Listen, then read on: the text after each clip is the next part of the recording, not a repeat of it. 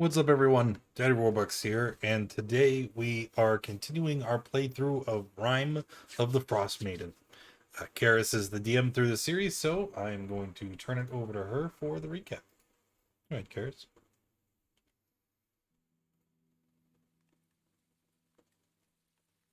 Town of Dugan's Hole, southernmost of the 10, usually considered, well, usually not considered. This little backwater, this very poor place that hardly has any trade.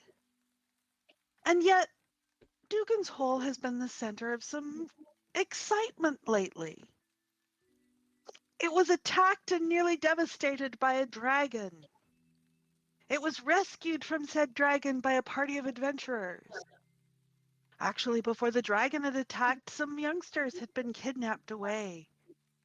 And our party went to take on a frost giant to rescue them back.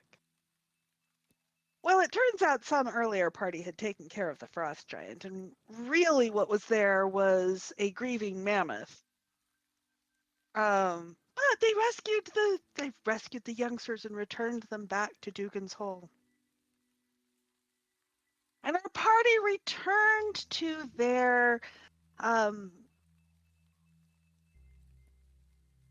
port, their limping transport, only to find that someone else was there first. I am moving the party to the id ascendant map.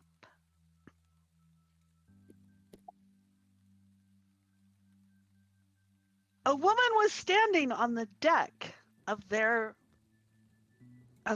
place.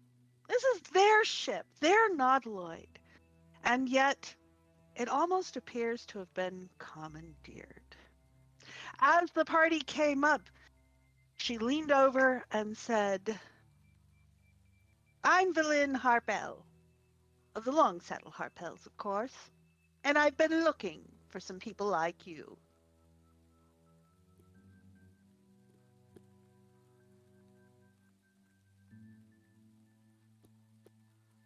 You may now move about the cabin.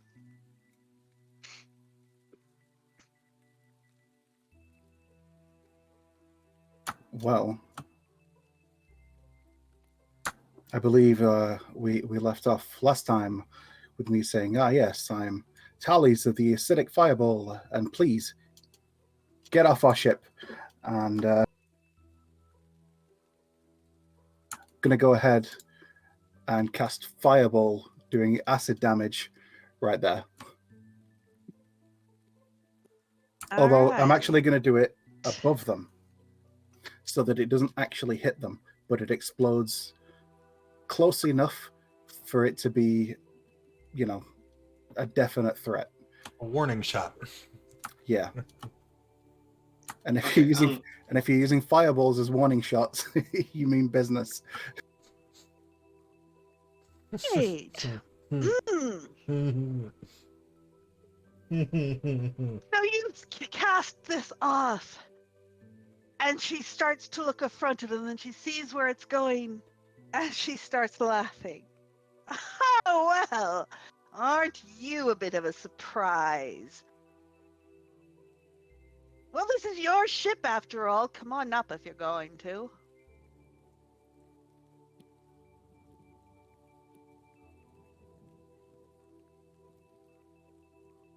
Are you going to? Well, I told them to get off the ship. Well, So perhaps we're going to need some initiative. Because she did not get off the ship. She invited you to come up on the ship. I would like to take that invitation and go up to where she's standing before we roll initiative. All right, Come so on go up then. and- Well, yes, I'll be right there. And I start just storming in. Yeah, I'll go up as well. I'm assuming that we're all gonna head up, and I'll have my coming up, just floating up there as well. Wait, are they on the cargo deck? On the lowest deck. Yes, they're on the lowest deck. Where's the door? Right here. No, I mean If they're standing here, we just walk in. Yeah, this is an outer deck. You climb up on you climb up Yeah, all right. the Now tentacles onto I'm the ready deck. to kick some teeth in.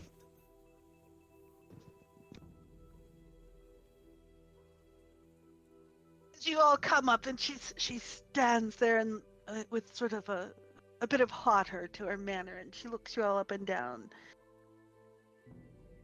Yes, I think you all might do quite well. Or what? I have a bit of a problem. Yeah, you're on our ship. Trespassing. Not that sort of problem. No, that's I was looking- definitely a problem you have. Specifically your problem right now. I was looking for a band of adventurers that I had heard about. But then I came across this, and you all had taken on a dragon. You are much more interesting than them. And I have need of some adventurers. Uh-huh.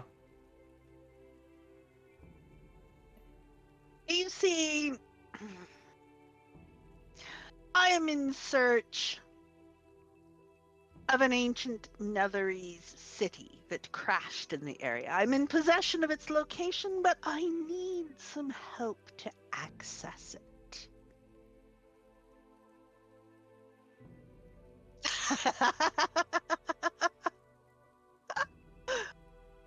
Can we switch back?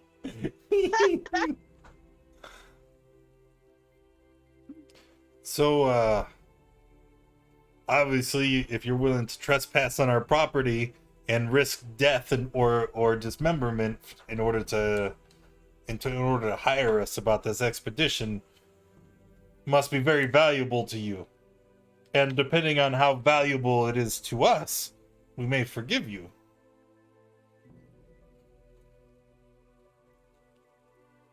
Well, so let's sit down and have a chat, shall we? Nope. No more fancy words. Just get to the point. Well, we're talking about a city of Netheril, Ithrin. These wizards created many of the magic items we find scattered across the world today. It holds magic beyond our wildest dreams. What more could you want but to loot such a place? So what's the catch then? What do you want from us? Well, so using divination magic, we've learned that the city, we know where it is, buried deep inside the Rigate Glacier. But the glacier can be cracked open at a specific place where a waterfall once flowed down its side and has since frozen over. We found the waterfall, but we need the magic to break open the glacier. Like That is where you come in, is getting the magic to break open the glacier. a fireball? No, much stronger than that. More like 2 fireballs? a codicil. I don't know. Codicil of white, which is rumored to contain a spell or a ritual or something that can carve a passage through the Regate Glacier. And divination has revealed that this book is being held in a frost giant fortress on a mist-shrouded island in the Sea of Moving Ice. Okay, wait, time out. First you wanted to hire us to loot these ruins. But now you want us to fight a bunch of frost giants for a book that may or may not have a spell that could possibly get us into the ruins? Oh, no, there are no frost giants there. It's a former frost giant fortress.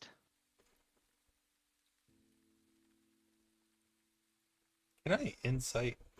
Like, I would like to think that Azathoth is an expert in the art of bullshit. And Absolutely, go here's for it. something. Well. She As Everything. a seems rogue, quite- I'd like to make that same roll. She seems. You are welcome to roll a 7 on insight. Absolutely. As you know, Tally's as Tally's being Tally's, he stops listening as soon as she said Netherese ruin. He immediately, like, his mind started racing about the possibilities. I don't know, and why is this? Everything seems on the up and up to me.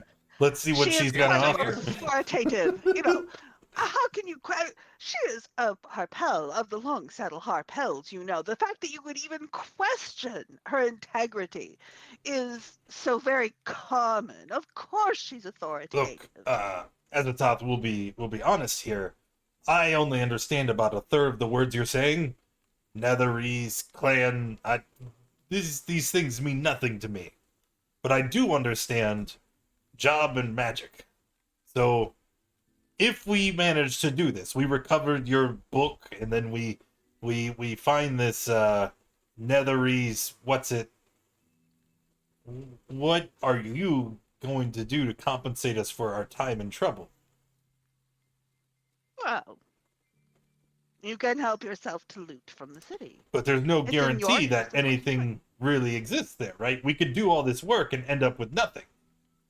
So Well, if you would like to divination has procure, shown that it is there. sure, the city is Would there, I be but going to have- all this work? Would the Arcane Brotherhood be going to all this work to locate the thing and access it if it weren't valuable? okay, so you know for sure that the thing you want is there, but that could be the only thing there. We walk away with nothing. My point still stands. If you want to hire us, hire us. We accept coin. Well, perhaps then I should go find the other adventuring party. I had heard they were heading out to the island anyway to confront Oriel. And as long as they're there, they might be willing to help me find my codicil and my orb. Let's kind of look around. That sounds okay, right? Like, she's not gonna pay us, so she can. Conjuring has its expenses. You are right. We could go through this for nothing and be at a loss. Tally's kind of sidles up to Azathoth and very quietly in Giants to Azathoth says, well, there might not be much in the way of like overt magic items. There's usually going to be a lot of like sort of valuable knowledge and probably various other like sort of trinkets and stuff there that'll probably be worthwhile. But the knowledge itself, I mean, if we could make copies of it and use it, but a lot of that knowledge people would pay a lot of money for. Even just things like rubbings from like carvings and stuff that are inside could be worth something to scholars.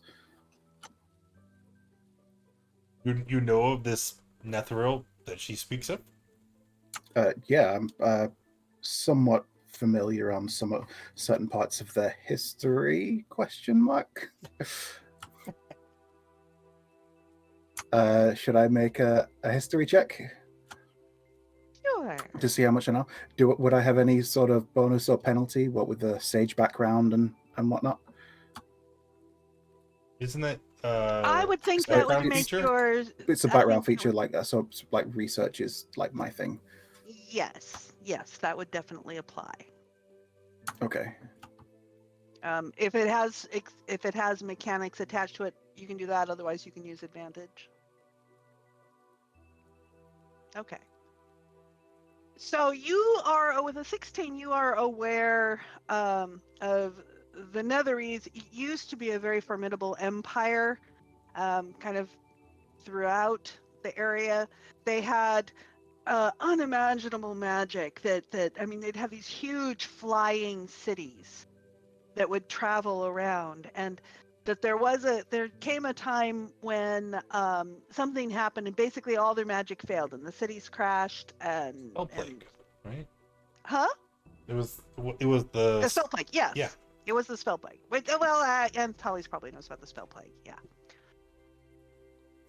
But it was a big, major driving force long ago on this continent. So Thales, you're certain then Yes. that if we search down this place and we do this thing, that there will be money involved?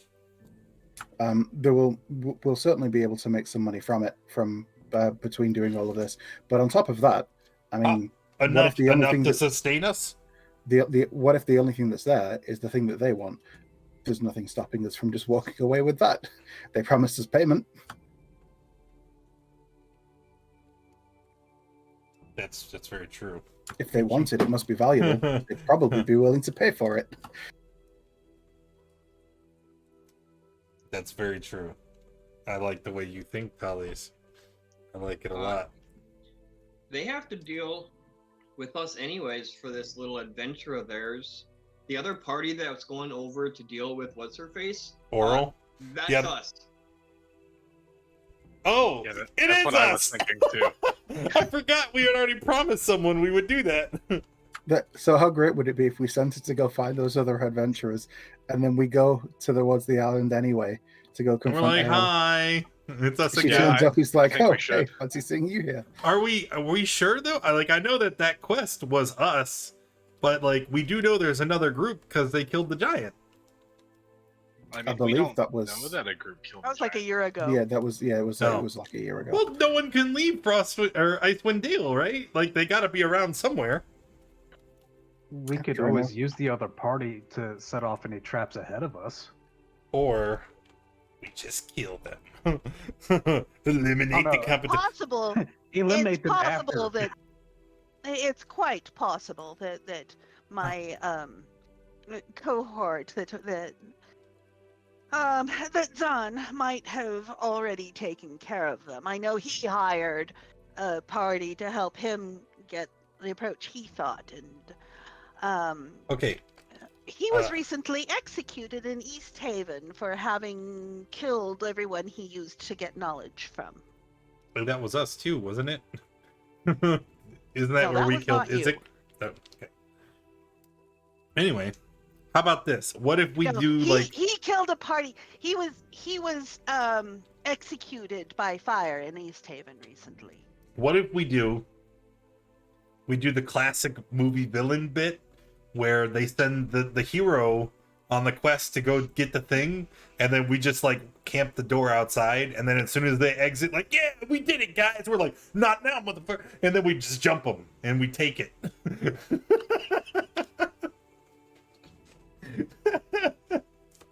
All right, no, serious. No, that's me. I'm sending you. I was Well, I above would the prefer table. to accompany you as well, especially since you have such nice transport here. Okay, wait, sidebar. One more time.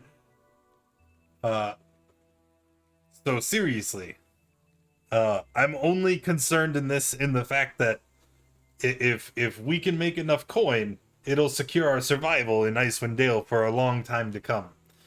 So, Thales, if you're telling me that this is a worthwhile undertaking, I will follow your lead.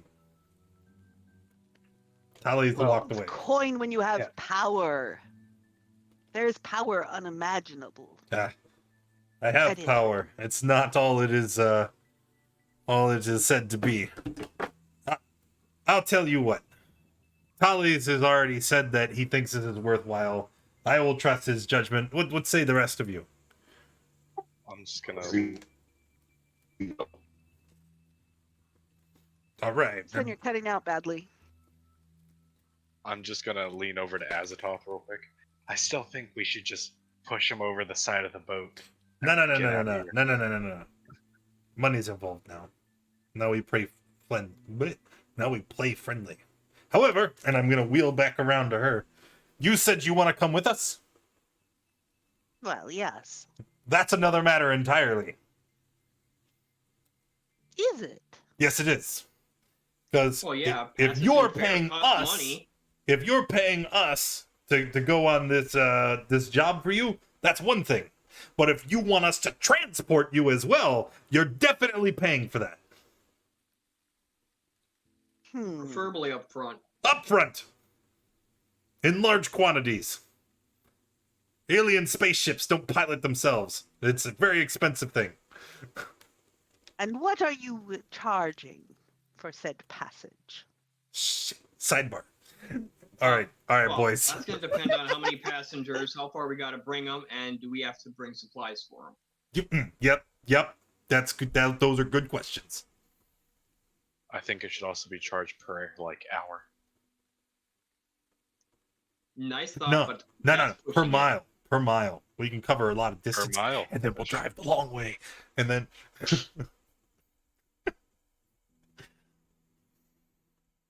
He's leaning up against the railing. This is so rude. Are you seriously not going to invite me to sit down for this conversation? We're not friends yet. Nor Basic. are we contracted laborers. So until we have a business accord, we can stand here out in the cold. All right. And she turns around to look at this dreary little town.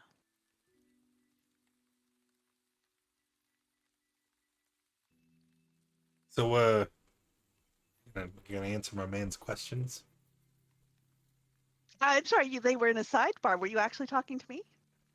No, I thought Andwise had asked the lady, what's her name? Lynn Harpel. Velin. All right, Velin Velma. The long My friend saddle here Harpels, of course. wanted to know how many people. What was the other question? I forgot already. Do we have to provide supplies? Well, ideally, myself and my 6 lackeys here, and we are quite well provisioned in our sleds over there. 7 people. And all their supplies.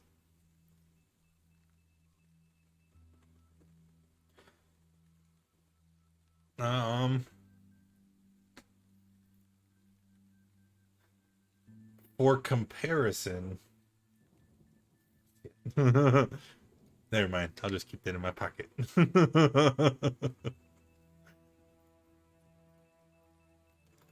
So, what sounds fair, boys? Like, 10 gold a day?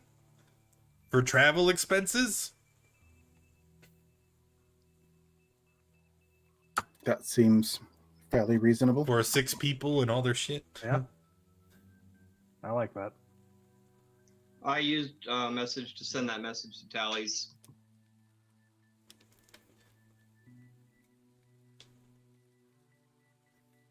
I thought it was Tallies still nods. in flight condition. It's just the life support's wonky, right? Is that the current status?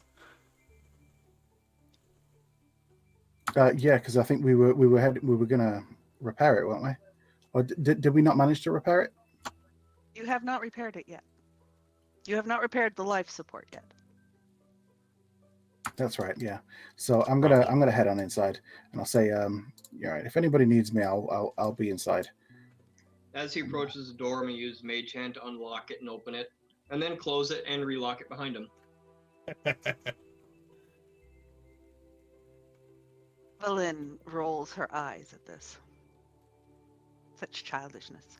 All right, so it's 10 gold a day, and you'll pay by the 10 day. So we'll need 100 gold up front. Then we can invite you and yours onto the ship.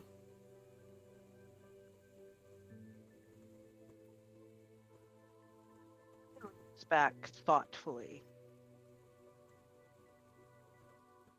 And then looks down at the kobold. Pay the man. That's right. Yes, mistress. Yes, mistress. And he digs out a little pouch, and he hustles over. Hey, Taryn. Thank you for the resub, brother. He starts to hold 37 out to you, months. and he stops. Appreciate you so very much, all the And he support you give He us. sort of separates it out and then hands you a bunch of gold. I'm just gonna take it, and I'm just still looking at them. I'm just gonna hold it out to the right. Pip, count it.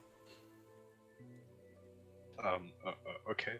And I'm gonna take the gold and count it.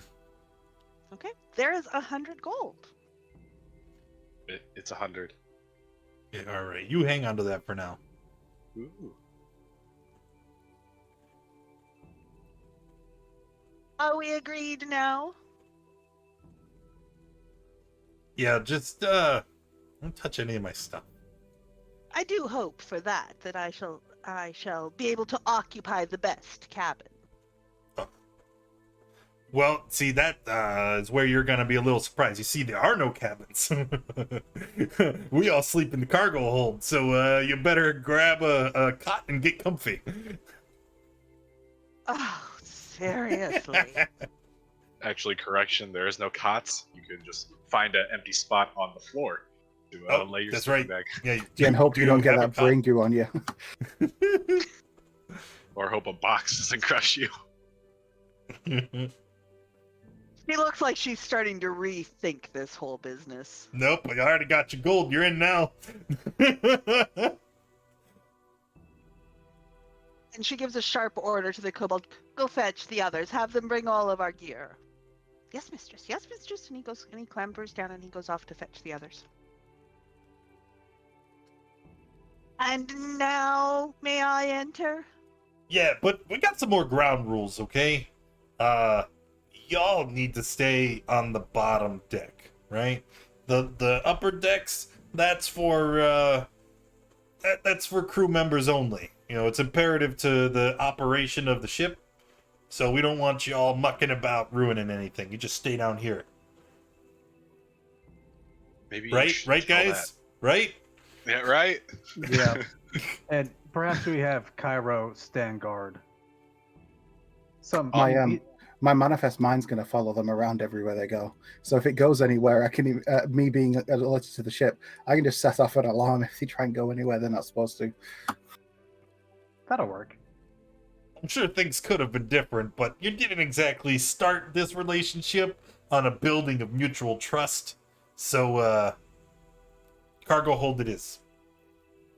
Also, I still think we should Agreed. keep Cairo down there just for, to dissuade any actions. Alright, as soon as it looks like we've agreed on it, the doors suddenly unlock and open. Okay. This is where there's like... Oh, I forgot about the sleds. We'll abandon the sleds. And the dogs. The people will probably eat the dogs. I mean, Whatever. does it matter? No, Villain doesn't actually care. Oh. Well, now, that's just wasteful. If you're not gonna, and wise. They're abandoning their sleds. We should go get those. Free sled. And dogs. We don't have room for another 18 dogs on top of taking them in. But we kind of do. I mean, how much weight can the Let's see if I get her name spelled correctly. It's how much weight can a Yes. spaceship really carry? Right? Like, I mean, Villain. yeah, Velma, we get. All right. Well, if we can't take them with us, we should at least butcher the animals for their meat and hide. You know, it would provide sustenance for many days over the winter, and I'm sure we could sell the pelts when we return to town. And the kobolds are running back and forth, bringing the gear. And Kobolds, start butchering the animals. the kobolds kind of look at you and look at their mistress and look back at you, and they go back to shuttling the gear around. You know, Yes, Two as of the Bob- kobolds look quite different from the other four. Different in which way? Well, let's see. Is this a good picture of them? Yo. Yeah. Wait, is that a Cubone? It's It is. they really don't look very healthy, and they start setting off our Leonid's paladin hackles, having those two. They start what? I think she said they look sketchy. They look undead. Oh, Cairo's kidneys oh, tingling. it wasn't wearing a skull. That was its skull. Oh, That is Oh. its skull. I just assumed they were wearing a skull too. No, two of them look very unhealthy. the Ugh. Those ones can't come on. Those. Why not? I thought we already had this discussion on the moral dilemma of raising the dead. I Okay, think they should it's be not- allowed on. It's not about raising the dead. They probably smell. I mean, I haven't bathed in. I actually, now that I don't remember. I've been with you guys for how long, and I haven't bathed, and it That's had to gross. have been quite some time before. We live in a frozen wasteland. I'm sorry, you don't get Okay, very well- sweaty and stinky inside the tundra. Okay, well, at least I still make an effort to keep myself fresh, okay? That's why I'm decorated in flowers, and I have perfume, okay? Unlike you. So, I don't want to hear your excuses. I happen to think You're my welcome natural to musk speak is to very aromatic. He lifts up his arm. So is this why the boot liquor fermented so fast? Yep. All right, so there's a bunch of baggage and provisions and things brought up from, 3 sleds full.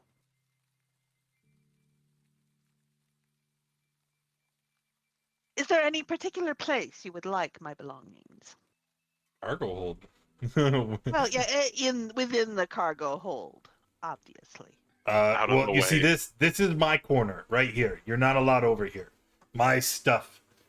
And I'm gonna take. I don't know. Do I have chalk or chalk? I have a component pouch. I'm gonna assume chalk is a component for some kind of spell. So I'll take out my chalk and start It's perfectly reasonable for you to have chalk. Yes. drawing a line around my area, and I'll even write in giant Azathoth. No, this is mine. You're not allowed over here.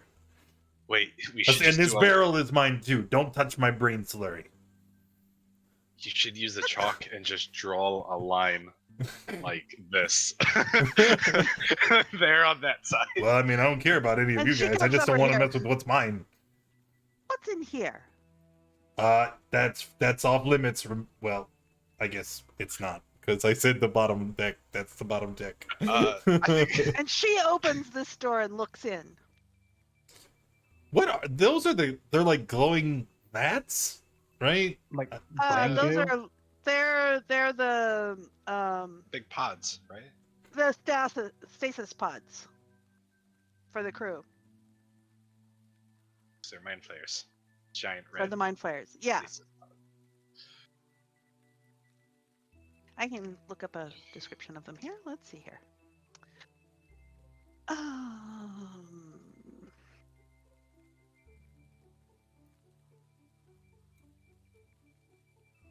All right, Azathoth has finished writing on the floor.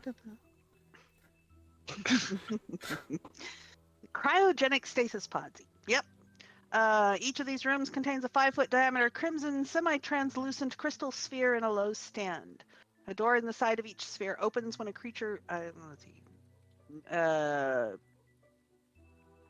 Doesn't open when any of you approach it, except possibly Tully's. Each sphere is a cryogenic stasis pod. Yep. Sized for the former crew of this. So they're all fit for a small creature. Because wasn't the former crew all? Looks acceptable. I shall be in here.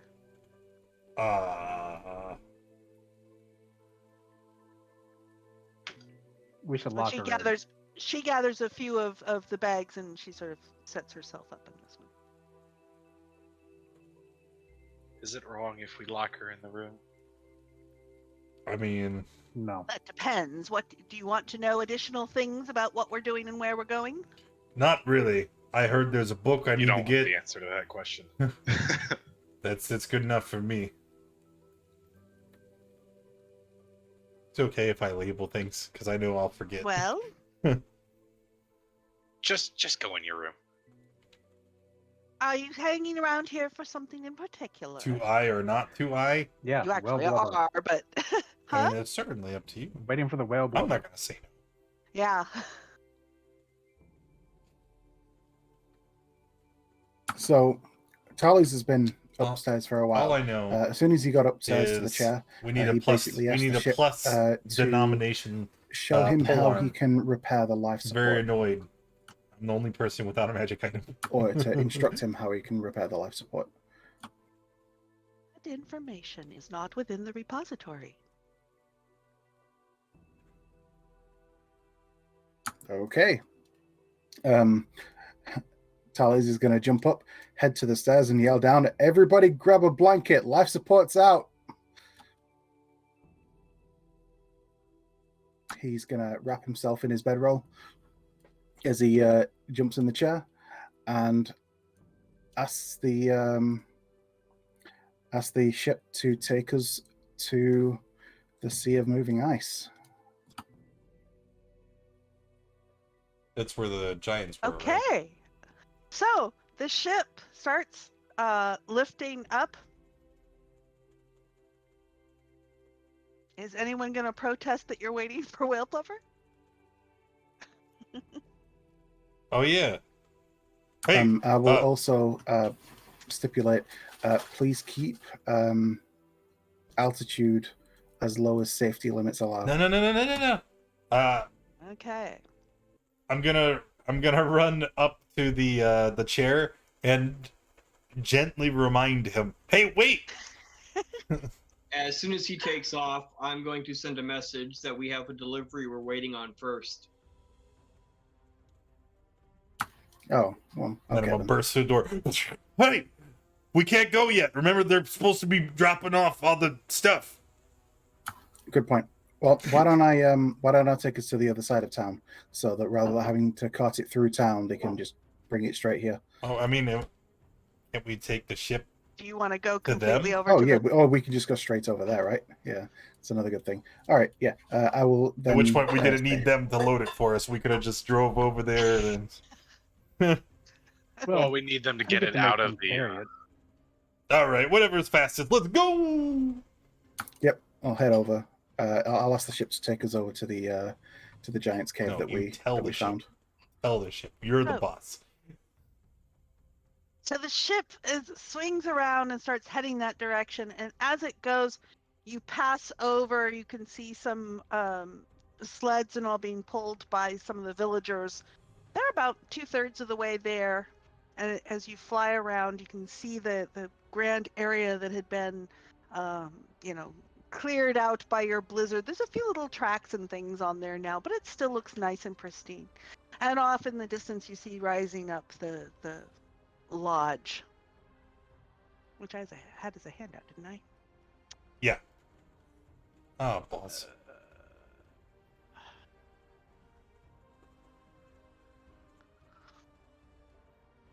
Which I have here somewhere. Hold up. Here we go. Aha. Here we go. In the daytime, looking at it as you near it, it actually looks pretty shabby. It looks, the blocks, the large blocks that had made it up are kind of crumbled around the edges. How close to it do you stop? Okay, anyways, the ship takes you there, and it is hovering above it. Okay, I guess we could just use the tunnel, right? It's going to be the easiest way. Yeah, and I remember we had talked about it last week that I was just strong enough to move like one barrel at a time. Mm-hmm. So I shall move you. Do we need? Sorry, go ahead. Please. Do we need to move? Because can't we just? I'll just one at a time. Grab a barrel, haul it on. Yeah. Go back. I figure it would take quite a bit of time. Well, actually, while we're doing this, I'm gonna head down to the main area, and I'm gonna ask, what equipment do you have? Do you have any ink? Of course, I have ink. What do Do you have want any ink special for? inks?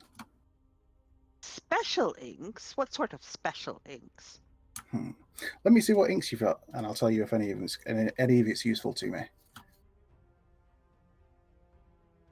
I have my own personal supplies of inks. I am not an ink merchant. I didn't ask if you were. Why are you asking about my inks? It seems highly impertinent. I'm running low on my supply, and I could do with some special inks.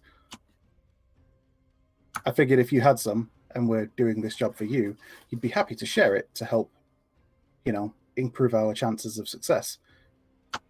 In what way would my ink improve your chance of success? Well, I'm sure you figured out that I'm a wizard. And wizards use books. They write spells in books.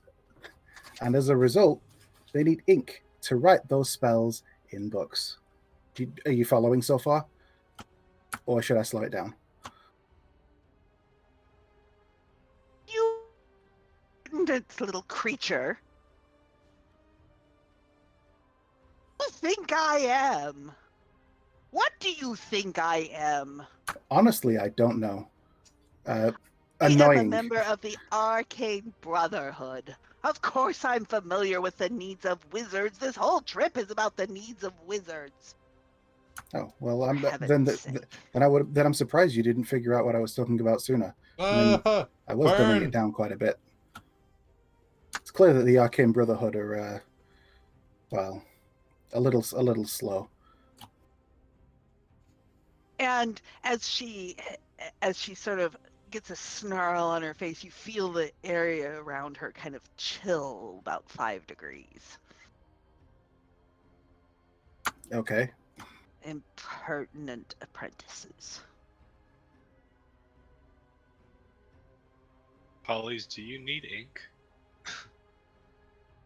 So you haven't answered my question yet. I am not sharing my ink with you. And she looks at you like you're a worm to be squashed beneath her feet. Apprentices. That No, so Naslantamir was I turn and bad walk away enough. while she's talking. Yeah, while she's rambling on, I just turn and leave. Tallies, do you need some ink? I could do with some inks, yes. I have some, and by some I mean 1 bottle and a pen. Oh, merci. I'm just gonna hand him the ink and the ink pen. I have a look at the ink. Does it look like it would serve the purpose, or does it look like standard writing ink? Probably standard writing ink. This came out of your Bard stuff? Adventuring gear. Adventuring came gear. From... It's his is very nice standard writing ink. Okay.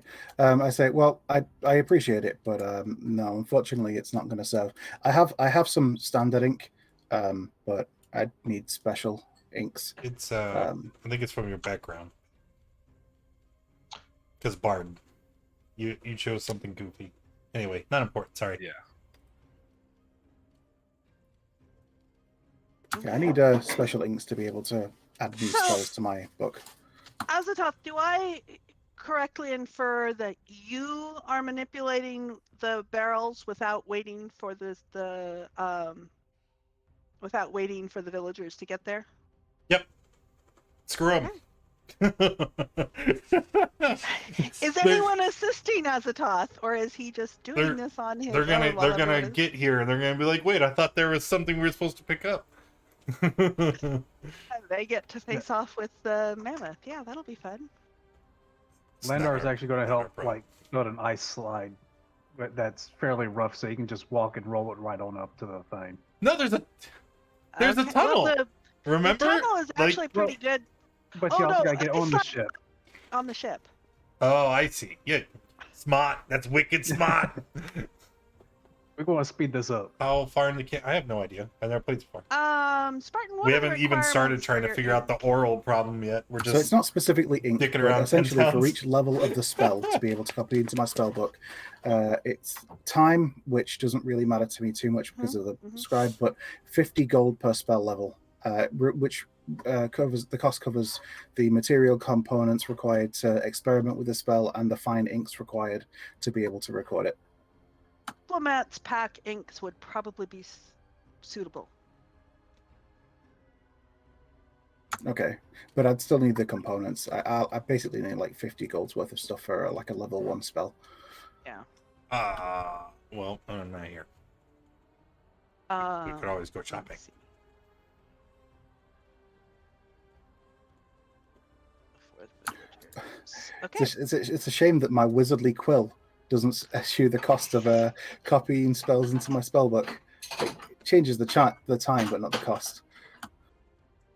Okay. So it takes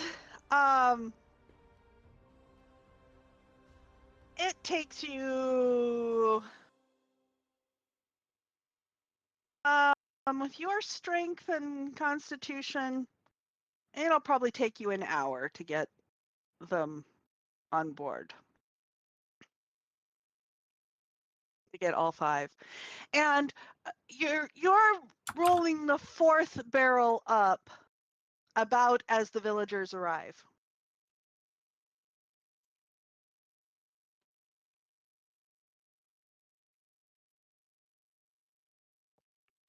Landar will actually meet the party and just like, hey, you guys are arriving just in time. We need to get this last barrel onto the ship here. Yeah. Just in time, guys. They kind of look puzzled and back and forth and shrug and go to help with the last barrel.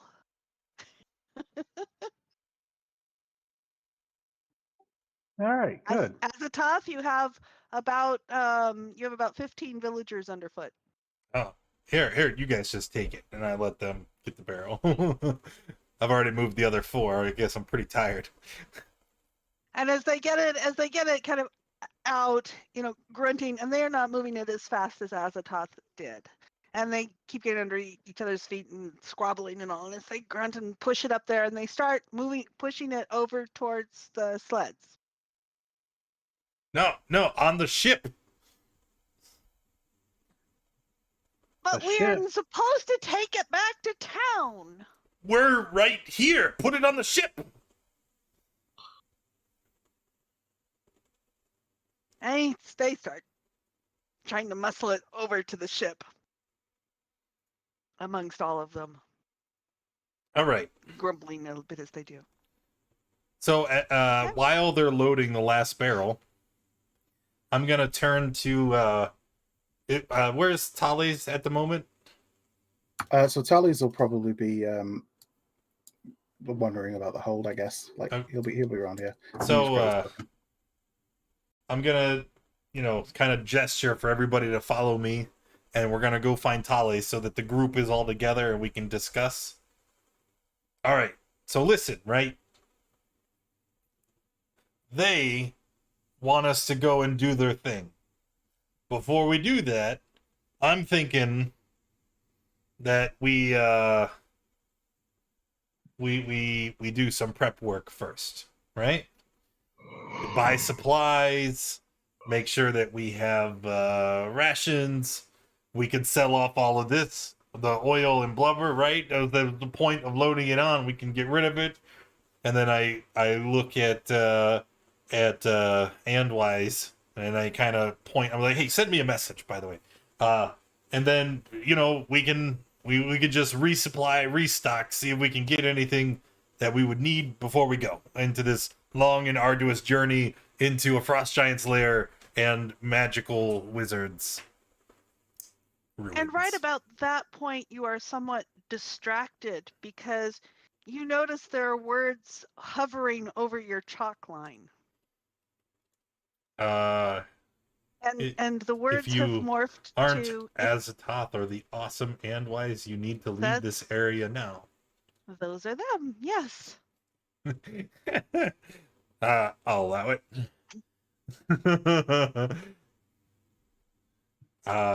What do you think? A resupply run would be good. Plus, we do probably need to get rid of this cargo that we just got. Mm-hmm. Andwise, still waiting on that message, buddy.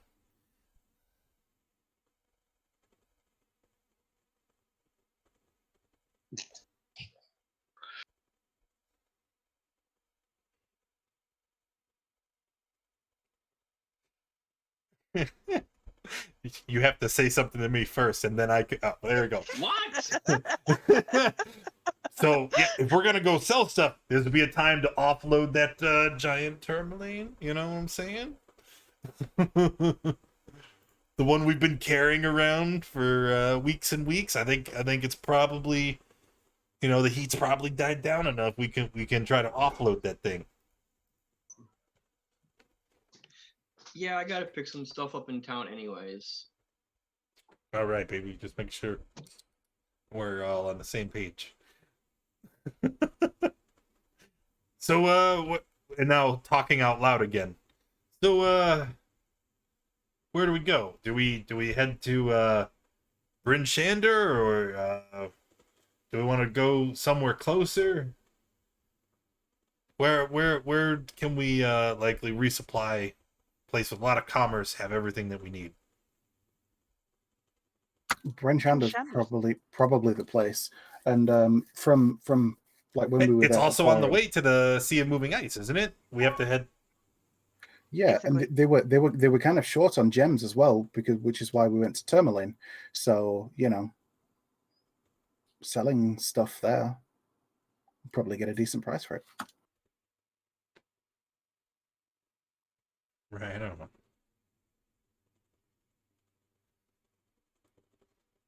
Well, I can't make the ship move.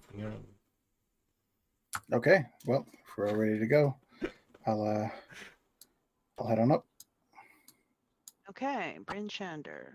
Just as I'm walking up, it's like, just make sure you keep an eye on the arcane blubber hood, and head back upstairs. Bring it on, baby. I'm Daddy Warbuck. Oh. Eight. So I'm going to unarchive the Bryn Shander map and move us to it. So where's Bryn Shander? There's Bryn Shander. All right. So as you fly up, it actually doesn't take very long flying time to get to Bryn Shander, maybe a couple hours at most.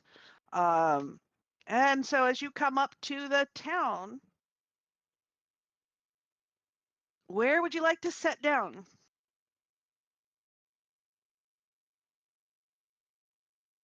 I did move you to the Bryn Shander map, didn't I? Yes, I did. Yeah. Set down by the north gate. It's the pretty much the shortest distance to get to the center of town. Okay.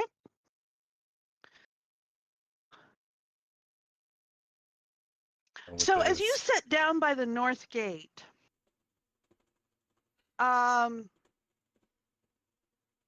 you kind of flew sort of slowly past by, part of the gates on your way around to the north gate. And one thing that's a little bit surprising is you're getting a lot of attention. And you can see bristles of soldiers up on the ramparts on the walls around the city, and you can see Isn't them that kind 2 of to a stat? following along as you go. And so then when you settle down, the gate slams shut, and you can see that there are I think soldiers that's Star. up on the ramparts looking down at you.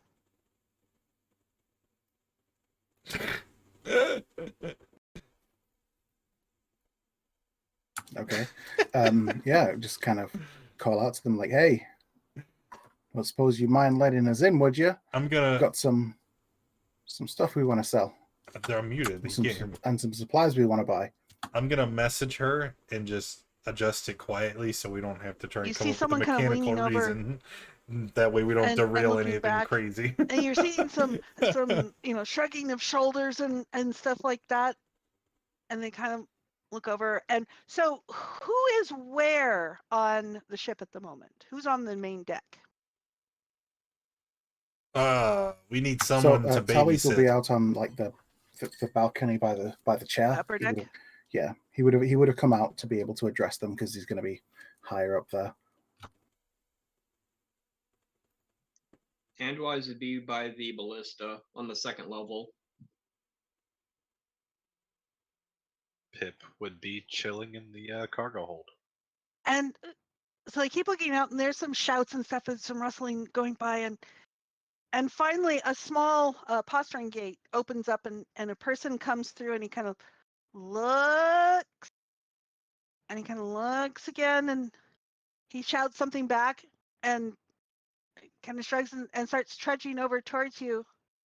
And he shouts up, "You don't look like a dragon. Are you a dragon?" No. No, I'm not a dragon. Well, this one probably. Who said they were on the lower ballista? Andwise. Andwise. Okay, so Andwise, you're closest to them because they're down on the ground. Do we look like a bloody dragon?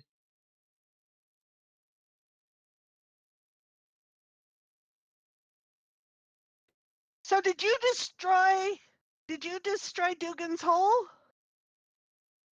We No, that city's still standing. Doesn't have a dragon problem anymore. Huh.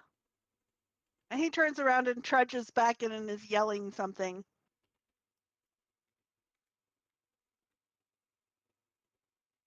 Saying something at all. And the gate sort of slowly opens up, and it looks like a contingent of soldiers comes out of the gate and kind of stands guard as they kind of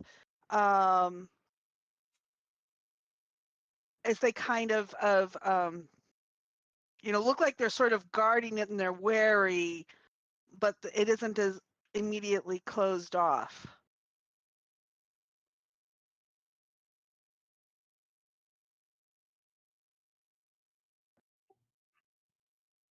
Yeah, Landar actually comes out into the bow, or where was Azathoth at? Bottom or top deck? I haven't moved, so I would still be in the cargo hold.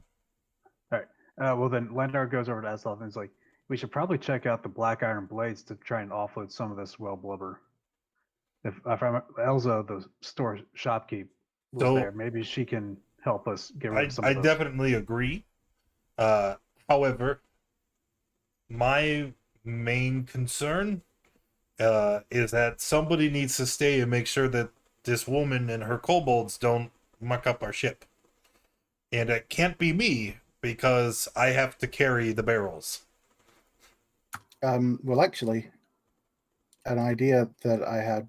Actually, no, I'm not going to be able to hear that. My things, my mine things are downstairs in the cargo hold with you because it's keeping an eye on the Arcane Brotherhood anyway. So Tallies will come down and he'll suggest, well, the center of town's actually quite large. We could just like set down to drop the stuff off there. And then just kind of,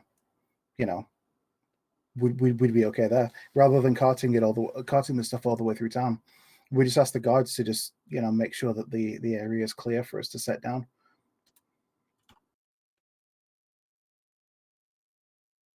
Yeah, that's reasonable. I still think someone should stay on the ship. Well, I'll be on the ship. I'll be controlling it. But saying that, at some point, I probably if we offload some of this stuff, I might want to jump off because there are some things specifically that I want to buy, like the inks and stuff that I was talking about. How about? I mean, I'll stay on the ship. I don't really need anything. Just I mean, Azathoth, as long as you buy me some rations, then Let me write that down. Rations. Anybody else have things they want me to pick up while in town? I have a pen. I'm glad you have a pen. Mm-hmm. I pulled that out of my component pouch. I'm sure there's a pen in there. I don't think it would be in there. Well, what if you have to write Do you want a pen? I specifically have a pen. Nah, screw you. I've got chalk. I'll write it. I'll walk outside and find a relatively flat stone and I'll write on it with chalk. Ooh. Rations. I'm going to give you. Give me that pouch of gold from earlier.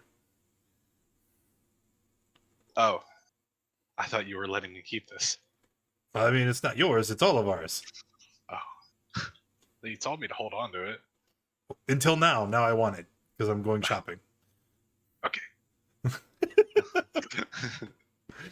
Just, I'm gonna hand you a crossbow, and then What kind of crossbow? a light crossbow with 14 bolts. Hey, Sell this. Didn't I Get give rid you of this? it. Yes, you did. So I would need you to sell this for me. Just find someone to take it for gold. Okay. Buy then give me the gold. rations, sell crossbow. Got it. And bolts. That's important. Yep. Okay, thank you. Anything else? I'm going to go around to the rest of the party. Okay, anything else? Oh, wait, I thought of another one. Oh, yeah. If there's any flowers... There's no flowers in Icewind Dale. Plant life barely grows here as it is. That's not true. I actually have 3 of them, so... You brought those with you. No, 3 additional ones. Yeah, he's gotten 3. I found 3 additional flowers. I would like to use my last charge from the charm of snowballs and produce a snowball and throw it at Pip. Quiet, you!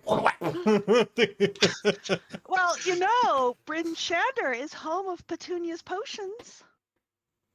Buy potions. That's what I'm hearing. Wait, who said that? Wait, Yes, Pip, Petunia's potions, and she might have some flowers, although she would also buy the flowers that you have. She's the one that you discussed flowers with. Oh, They're yeah. my flowers, not hers, so she can not have flowers. How about you, Andwise? Anything on the list? I'm going in. Oh, you're coming with, right? Sorry, you're coming with, right? Yes, I'm not staying on the ship. Cool. Here, You're staying on the ship, though, right, Tali? Yeah, I'll stay on the ship here. Let me. I'll add the things that I need. I'm sure between you and Unwise, you'll be able to figure out where to find everything. Sure. And you see me start scribbling down loads of components. Oh. And specific names of inks and stuff. Yeah. Scratch my head. Where are we gonna find those? Well, there's usually things like apothecaries that carry things like that. Oh, the potion lady. The potion lady, or there's sometimes places that actually specifically cater to sort of practitioners of the arcane arts, so you can get lots of components and stuff from there. There's usually a small shop somewhere that sells various components. You can probably pick them up there as well. So wait, if you're going to the potion lady, can you see if she has any flowers? I'll ask. Thank you. And like with the list, I say just pretty much as much as you can kind of spare to get. Oh, yeah. Does anybody else want to give me some coin just to make sure that we have expenses for all this stuff we're buying? I'll hand over the what is it, like 23 gold that I have. Yes, thank you. That's very nice. I will hold on to this and I will return 28 gold. 28 gold. I will return it to you if there's any change. There's not going to be any change. I can spare some. Oh, yeah. Hand that over. But use this money, and if you make any from the crossbow, this is like specifically flower money. Okay. Yeah, I hear you. Okay. I'm gonna give you 29. 29 gold. Ooh, wonderful. All right. What was the travel time from Dugan's Hold to here, by the way? 2 hours. Okay. Is there anything else? Cairo, are you coming with, or are you staying on the ship? Oh, he's gone. How about you, Andwise? Are you coming with?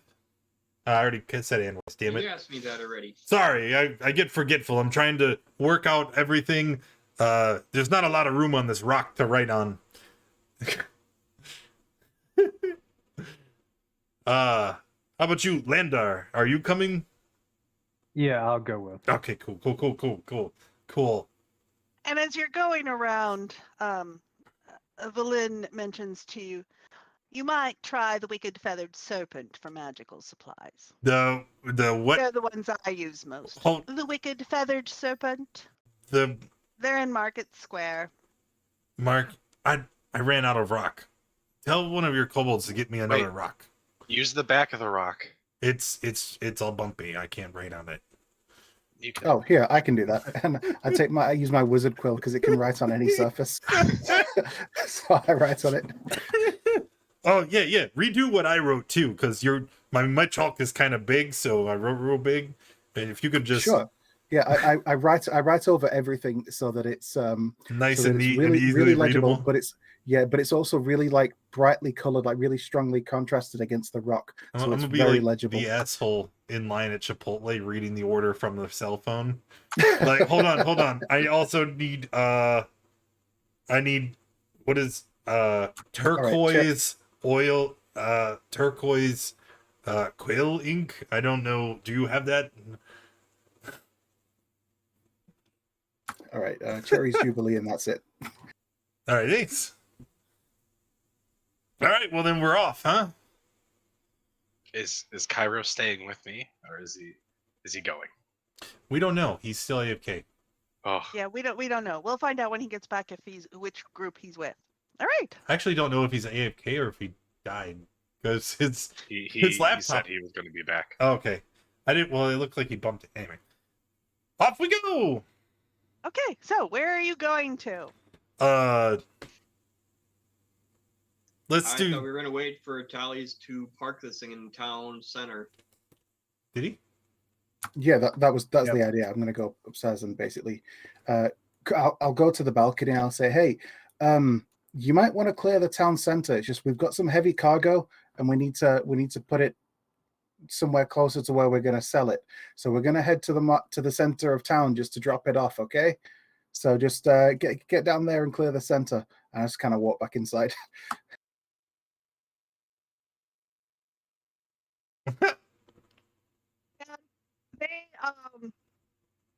The troops that are there, when takes them a minute to kind of sort of process what you said, and then as the Ascendant rises up and starts moving, they hustle fast to the center of town, straight down the North Road All right. to the center of town.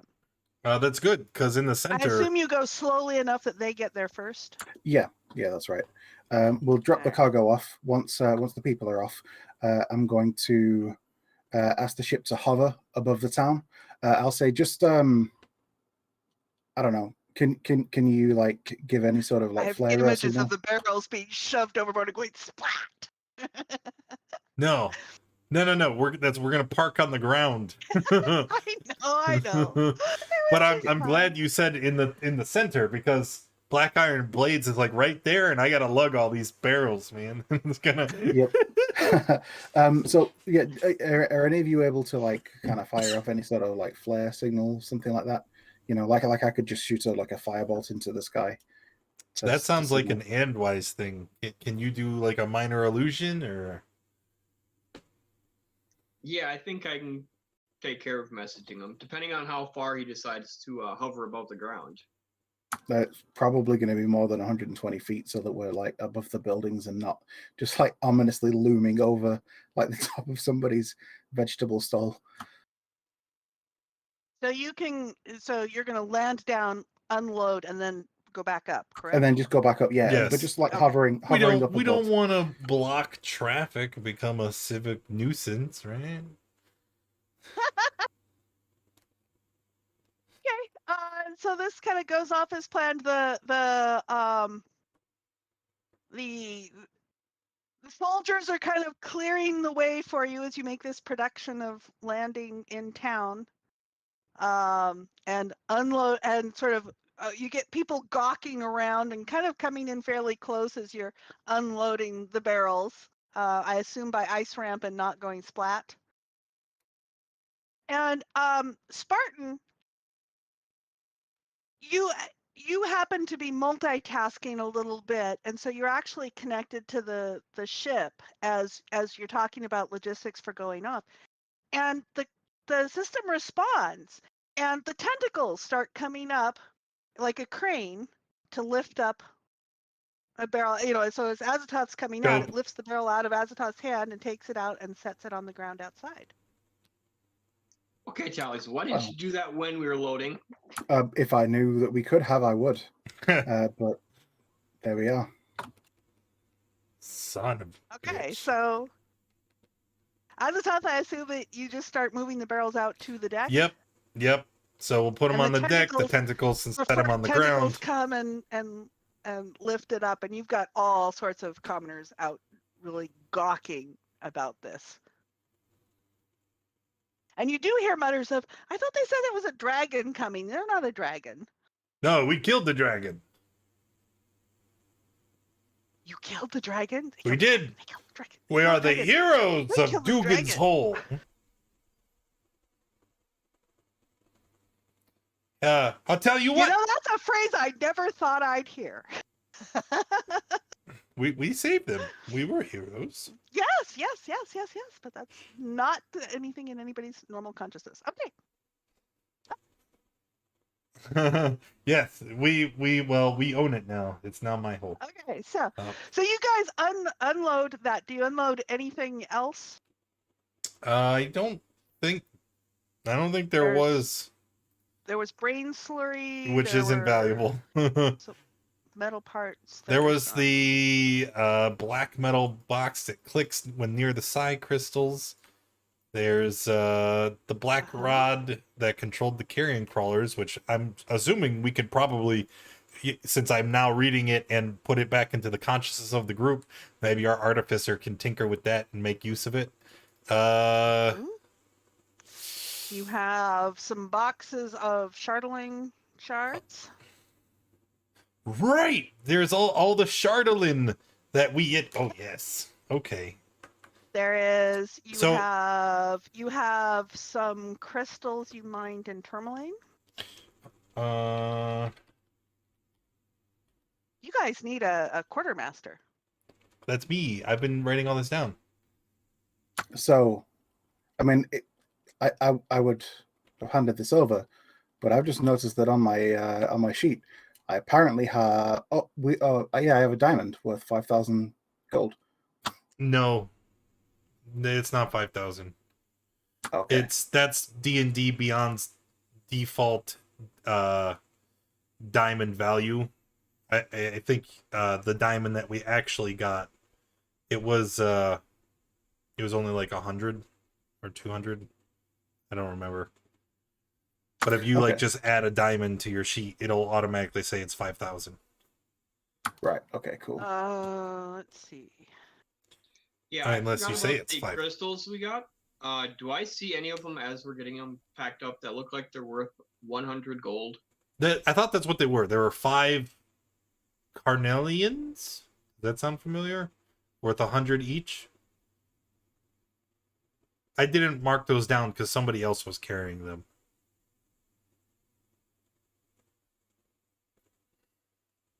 I'm looking to see if I happened to note that. I don't think I happened to note the diamonds. What about the crystals from Tourmaline? Do you remember that one? I remember that. I don't remember what you know about them, but I remember what I know about them. Okay. Well, we're gonna scoop them up. We're gonna take them and try to sell them. Okay. And then, as far as the Shardolin boxes, we're gonna leave those on the ship for now, until we actually, because I mean we've got our hands full with barrels of blubber and oil, right? So after we bargain and all that, we'll see if we can find maybe a blacksmith that can work it. That'd be super dope. Or if not, just someone who will buy it. Okay. Yeah, commerce, the episode. Let's do it, boys. No, you are going to Black Iron Blades? Black Iron Blades. Are you going to carry the barrels with you, or are you going to leave them there and start off with Black Iron Blades and then come get the barrels? We're gonna carry all the barrels with us, because there's like 1 million people around. They're gonna Yeah, steal just our park ship. them right outside the door so it blocks the door. That way they've got to deal with them straight away. I'm gonna enter triumphantly. As you, Hello, proprietor. I are am you here gonna to go do towards business. back side, or are you going to go in the front door? The barrels probably won't fit through the front door, but Yes, the back door. heading out to the back door. Okay, this is where you had the load of iron went through. So as you come up there, you hear the sounds of a blacksmith working, and as you come up to the back of Black Iron Blades, you see Garden the Hammer, the dwarf that you had met before, who had modified the snowshoes for Pip's use, Yes. and who had helped outfit you all before. And he sits there and he stops and wipes his forehead and all as you guys come up, and it's like, oh, hi, how are ya? I'm very well. I'll be even better once we have a moment to speak. Are you busy? And he mutters to one of his apprentices, here, just chill, cool this down at the moment, and it'll hold. I can spare a little bit of time for you. What's up? We wish to do business. Business. Yes. I like business. I like business. You are good you've been good business partners. What can we do for you today? Well, first I have some items to sell. Things that you could, take and sell. I have a crossbow and some bolts. If you're interested in that, yes. I have some other items which you might be interested in, but I'm not sure if it's exactly your kind of trade. Gems, crystals. I have got this weird figurine with gems for eyes. Don't know if you'd be interested in purchasing that and taking it off our hands. Where did you get the figurine from? I don't know. It's been in my inventory since forever. It's a dog, if that helps you remember. It's a dog figurine with tourmaline eyes. Oh dear. Oh dear. I don't remember where that came from. Well, I have it. I mean, it's yours for a reasonable price. All right. The crossbow, dog figurine. Okay. I also have this, and I'm gonna point to the 5 barrels I've set outside his door. And this is what? He starts looking like he's gonna open one of the barrels. You may open it. That is, I would not recommend it though. It's very smelly. That is 5 barrels of assorted whale blubber and oil. It'd be very useful. Is it? Yes, yeah. You can use it to. These things are full? Full, bursting. We liberated it from the home of a frost giant. And he looks at it and insists, like, and how many of these do you have? 5. All 5 you see before you. Wow, that is fantastic. Yeah, we would definitely buy these from you. I think I'm gonna have to open up my strongbox. Please. Let's get these. Well, let's haggle here. 5 barrels of oil. Okay. So I also have. figurine. If you're in a buying mood and you have all of this to consider, there's one more precious gem in our possession. And I turned it twice. He kind of leans over and yells, "Hey, Elsa!" And the dwarf, his sister, comes out and says, yes. Oh, it's you. Welcome back. What can we do? And these kind folk have brought in whale oil for us. Big lots of it. And it's like, he sort of shoves at it a little bit, getting a feel for the weight of it. And yeah, he does open each of them and verify that, yeah, that's what's in them. It's like, well, you bring us our iron and now you're supplying us with oil. You are just the best. Okay, so we have the crossbow and bolts. We have the barrels of oil. We have a dog figurine. You had the gems. The large, unflawed tourmaline that we had pilfered. Large, unflawed tourmaline. And then there was the miscellaneous crystals. And the miscellaneous crystals. It's like, well, we don't have much use for the gems. We mostly do provisions and all here. Oh, say no more. But, We'll hang on to those, and we'll make sure to find a home that truly wants them. And so they, so for the crossbow and the 5 barrels of oil, and he stops and does some figures. I would give you $275 for the lot. So Azathoth is like, coin is coin, and the gold will buy us food and supplies and everything that we need to survive. So I'm ready to take it, right? And unless, of course, someone else thinks that's not a great deal.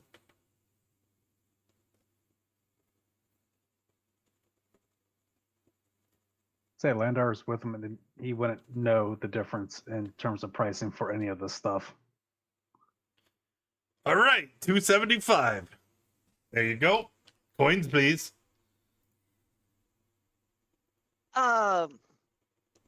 And Elsa goes and she starts shuffling up and starts, gathering together coins into a bag for it.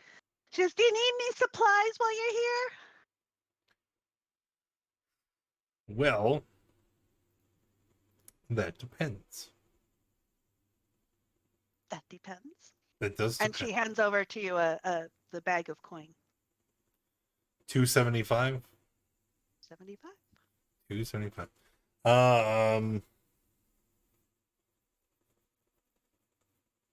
I start looking around. I pull out my rock. No, I don't think you have any of the stuff that I need here, and I'm gonna gesture with it. I do want to talk to you about a prospective endeavor, though. Oh, do tell. Have you ever encountered? It's a strange metal. It's black, and it's what was it's called? Sounds like you're talking about chartling. Charterlin. That is exactly that. Yeah, it's easy to work. Makes fine stuff. Yeah. Does it?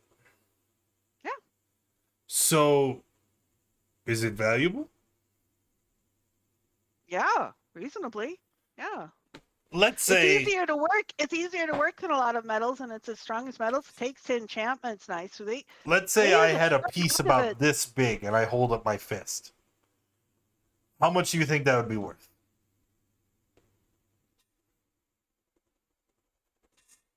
It's a raw material. Oh dear. I don't know. I haven't used it much myself, but you Just could talk ballpark estimate. How much does it weigh? It's very light. Well, I mean, it's probably only worth like 5 gold as is, but it would increase the value of anything that was made from it by quite a bit. Mm-hmm. Okay, so probably not valuable for selling. I'll tell you what. Hypothetically. I'll tell you. I mean, my cousins at the valley below Kelvin's Cairn.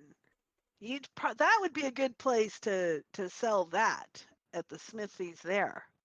I mean, they've mined a fair amount of that stuff too.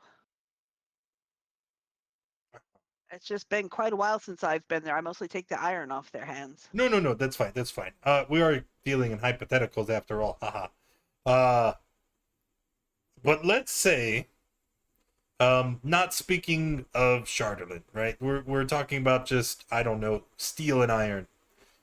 If I provided the raw materials, how much would it cost to commission you to shape those materials into an object? And on the type of object and the skill level it takes. to Well, do it.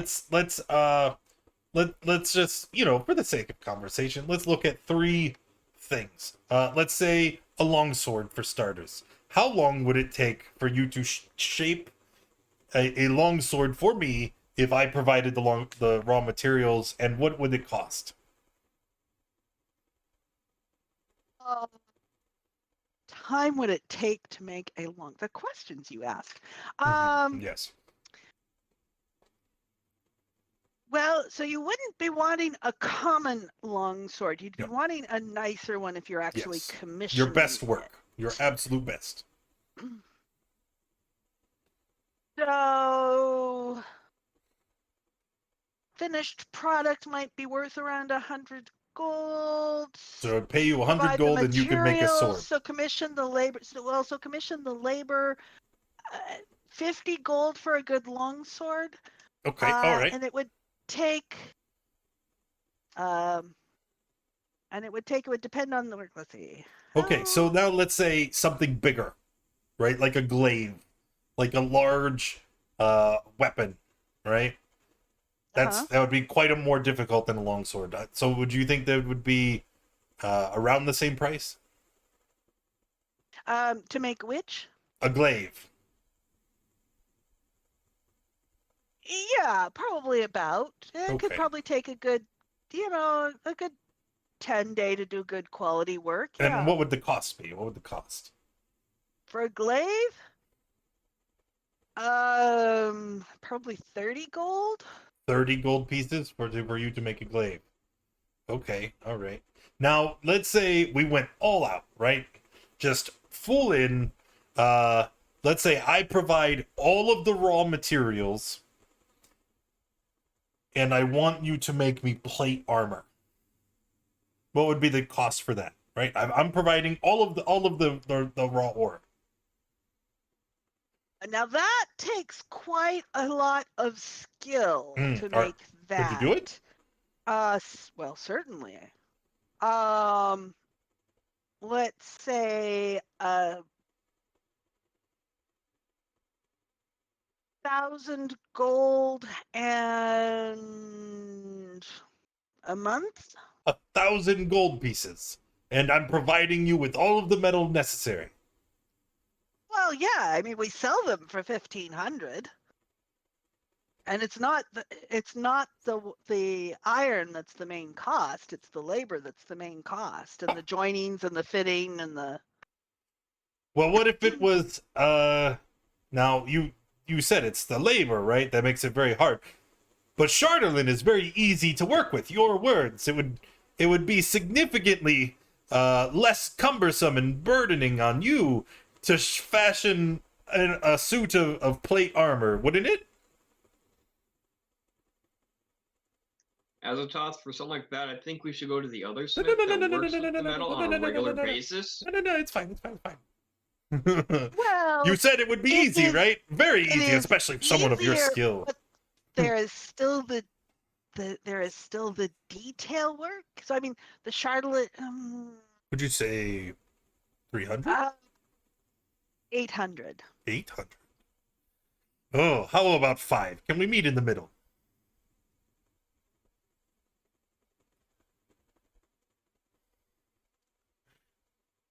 Hypothetically, of course.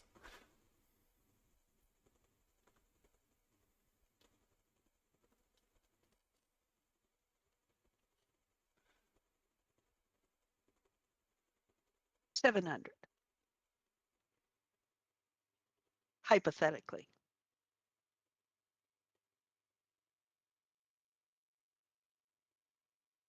Well, that would be something, wouldn't it? If that would be that was something. possible. All right. Well, thank you for your time. You have been an absolute pleasure to work with. Where are we to go now? Antwise, Landar?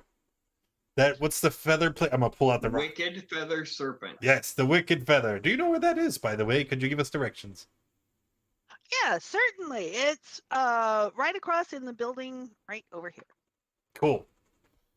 So now, unburdened by 6 or 5 barrels of oil, we're just gonna head on over, unless anybody else has things they need.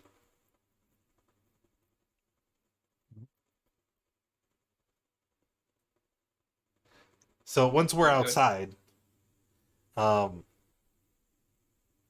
don't know. What do you guys think about that? Do you think we should use the Chardolin to fashion a suit of armor? I mean, that's a lot of money that we actually don't have yet.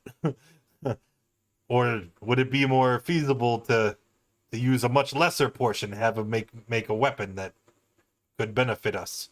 We could make Cairo a new sword, or maybe a glaive for me, or you, or Landar. What do you think we should do with all that Chardolin now that we know it can be useful? Do we sell it? Like I said, I think we should go to the other smith. They're used to working with that metal. They can probably do it faster and cheaper. That's possible. It's also possible they're more expensive because they're artisans and that's their craft. How much of the Chardolin do we actually have? A shit ton. We killed a dragon made of the stuff, and I thought we took as much as we could carry. Basically, yeah. Yeah, we have pretty close to a full dragon of this stuff on the ship. Yeah, right. Well, so we should. I mean, the plate mail armor or the armor that you're talking about. I mean, that's something we could probably get over time, but we could probably use what we got to just get weapons on hand for whoever in our crew needs it. So I don't have a weapon of great power other than of my own. What about you? And Andwise has been using the that light pistol. I've got plenty of toys right now. I mean, I could use a maybe Pip wants a new short crossbow. sword. He did have me sell his old one. True. Look on his face. And what about Cairo's weapon? He just had like a regular sword, yeah? By the way, Cairo, are you in town with the shopping trip, or are you still on the ship with Collies? And Pip. And Pip? I think I'd still be on the ship. All right, so we're gonna make a choice that affects everybody. So weapons for me and Cairo and Landar. Do you? I don't actually pay a lot of attention. You're usually behind me. No, I could use a decent short sword myself. All right, let's go. We're gonna go back inside. Okay, and he has resumed working on what looks like it looks like he's making Hello. some large shields. Hello, hey. Mhm. I'm gonna start waving, trying to get his attention. Yeah, yes, and All right. settles it down. So You that want that plate armor? no, I don't. We don't have that much money. But what I do have is a shit ton of Chardolin. Like a lot of it. A lot. And like when I say a lot of it, right? Here, can you come to the window? Sure. He For- steps out. Well, he steps out. If we step from under out into the awning, yeah. road, can we see the nautiloid? Like it's like flying Sure. up in the air. So I'm a point. I'm like, Sure. that's our ship, right? We stole it from some spacemen, and after that happened, we killed a dragon, and the dragon was made out of Chardolin. I know it sounds like I'm on drugs, but I promise you, I'm not. But inside the spaceman's ship. I do see a Creepy. You say that's a ship? Yes. It looks like some sort of sea creature. Well, inside that ship, I have more Charlatan than you can imagine. As we killed the beast, and then we taken every bit we could from its hide. And so with that Charlatan, I'd like to give it to you. And I want you to fashion me weapons for my crew. A glaive, a great sword, a short sword, a suit of plate armor. And then we'll give you the excess, and you can sell it. All right, I called an audible. I had an idea, and maybe it'll work. Okay, so glaive, short sword, great sword, and plate mail Plate armor. in exchange for the remainder of the material. Yes, you get to keep it all, and you can sell it all, and you can make probably quite a profit for you. That is a deal. I probably You just want the fucked this, but it's weapons okay. first? I could hire some extra help. We could turn the 3 weapons around in a 10-day and then a month for the mail after that. Sounds wonderful. Sounds amazing. This is going to be the start of a very long and prosperous venture for us. As And we will continue. He's got a gleam in his eye. Very definitely. Will you come in and drink some mead with me? Actually, we have other errands we must attend to. I'm sorry. But a deal this big should be celebrated with some drink, man. Get the bootlicker. I do have a couple more fish, and my boot is mighty musty. Let's have some drink! Okay, so a couple of hours later, with all of you kind of well They're soused, still although not he does back want from to the see shopping this trip. What are they Charlotte. doing? Yeah, so they've been gone like 2.5, 3 hours. So back on the ship, what are you guys doing? Tolly's is, I guess, in a form of kind of meditation. He's working on basically trying to sift through his thoughts and organizing them, because what he's realized that he's been doing from time to time is occasionally talking to people in languages that they don't understand, because there's just words jumbled around. He's trying to sift through them, so he's making a focused effort to be able to do stuff with that. So he's taking his quill and he's writing in separate languages, like the same phrase in different languages, to be able to separate them, I guess. Okay, And Cairo? yes, Okay, Cairo? What are you doing with your time in the ship? We have the wizard and her 6 kobolds are still in the hold, being watched over by by Tolly's spirit thing. Well, I assume I'd just be pretty much guarding the wizard, making sure she doesn't do anything weird or suspicious. Looking ferociously at her, yes. Okay. Occasionally. Pip? Pip is probably just sitting down in the cargo hold with all the kobolds, just kind of twiddling his thumbs. Are you playing any pranks on any of the kobolds? I imagine it has the effect of, like, if you're in a waiting room and someone's sitting right across from you, and you keep kind of making awkward eye contact with them, but you don't want to talk to them or say anything. So he's just kind of twiddling his thumbs, every now and then, looking at the ceiling. So the fact that the other half of the party has been gone for like over 2.5 hours now, is anybody getting concerned or doing anything different? Tolly's is pretty well occupied and probably doesn't notice. What I will say as well is my spirit is watching over all of them, and every time the woman looks at the spirit, it just does this. And she rolls her eyes. And it does it every single time that she looks at it. Okay. All right. Back to the shopping party then. Are you headed to the what did I name it? The Wicked Wicked Feathered Feather. Serpent? Yep, that'd be our next stop. The Wicked right. Feather. Yep. So you come up to this shop, and it has got a picture of one of those flying snake things with some really outlandish feathers, kind of ornate feathers, kind of sticking out, kind of above the doorway, and all. And it's kind of like, okay, this looks like it's the place for it. And you enter in, and the little bell tinkles and all this, and a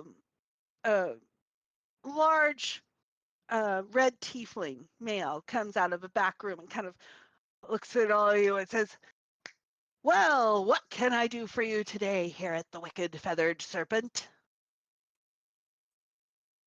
In need of some supplies? Magical assistance?" I look at the rock and then I hold it out to him.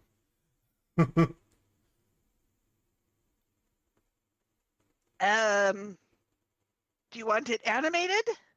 No, there's a list here. Ah, someone has a nice quill, must say.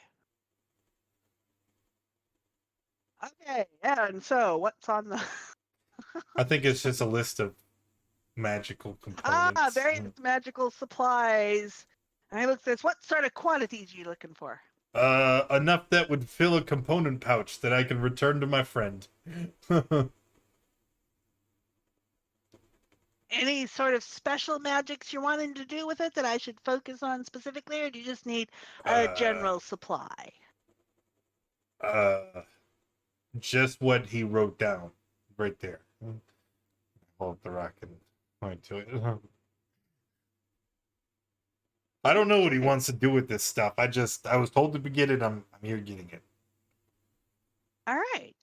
So he'll, turns the rock and starts looking at this. It's like, I don't carry crossbows. No. That was different. It's just these oils and Got inks. that, okay. Inks. Yeah, the inks were important. Okay, and he takes a small box thing and he starts going gathering. Okay. So this and this and While that. you're going about your business there, are you looking to buy anything of interest?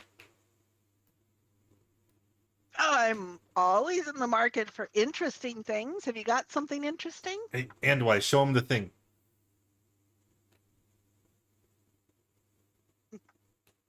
And he looks expectantly over at Andwise. Okay, what thing am I supposed to be showing him? The giant tourmaline, the unflawed tourmaline that you've been carrying since you stole it. No, Commandeer. I handed that to you as soon as we left the store. Oh, yeah, you're right. You're right. I go rummaging really through my think chest. A thief is gonna keep stuff on them? So then I pull it out. This.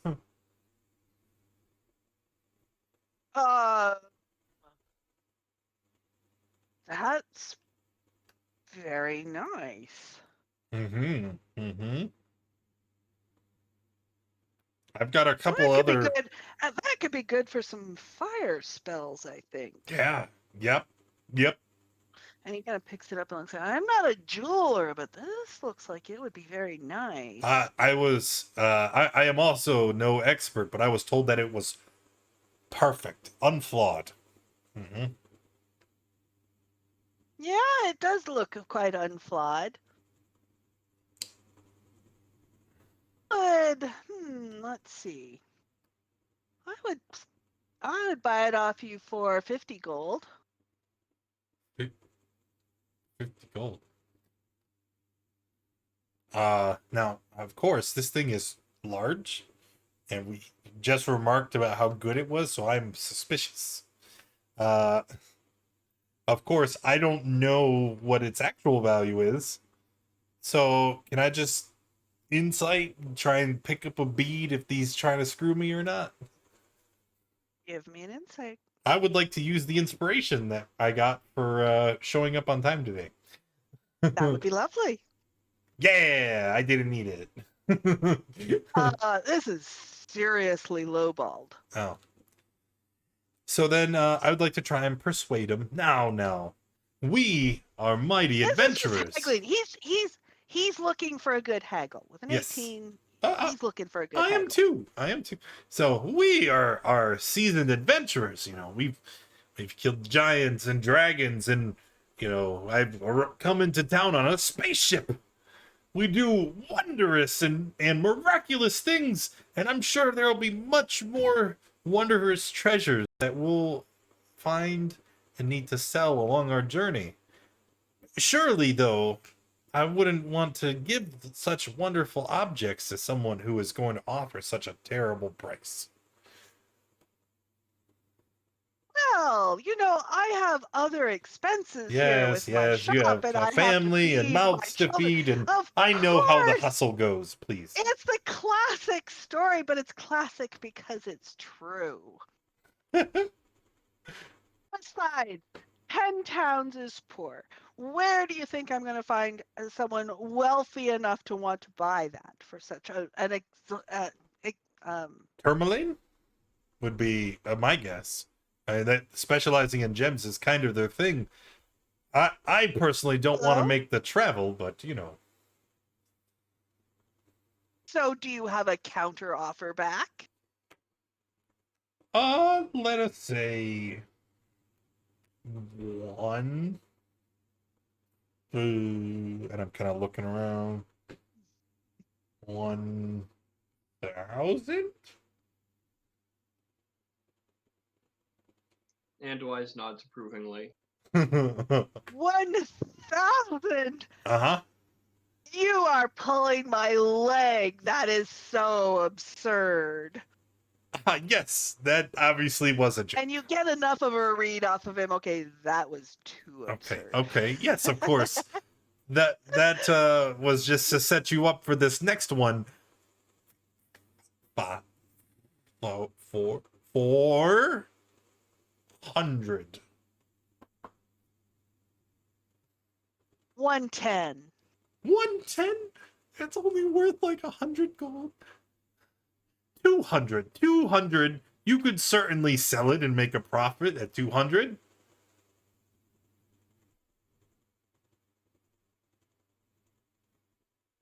Done. Shit.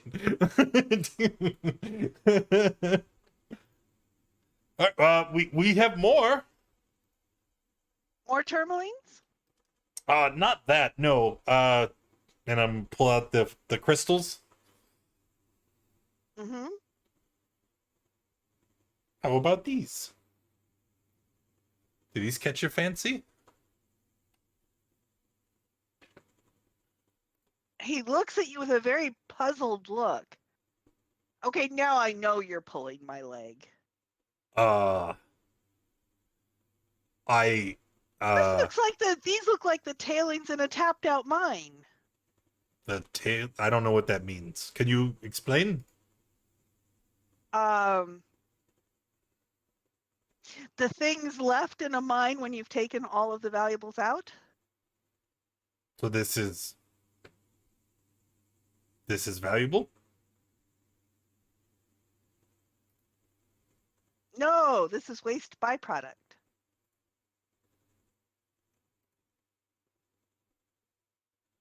You can keep it.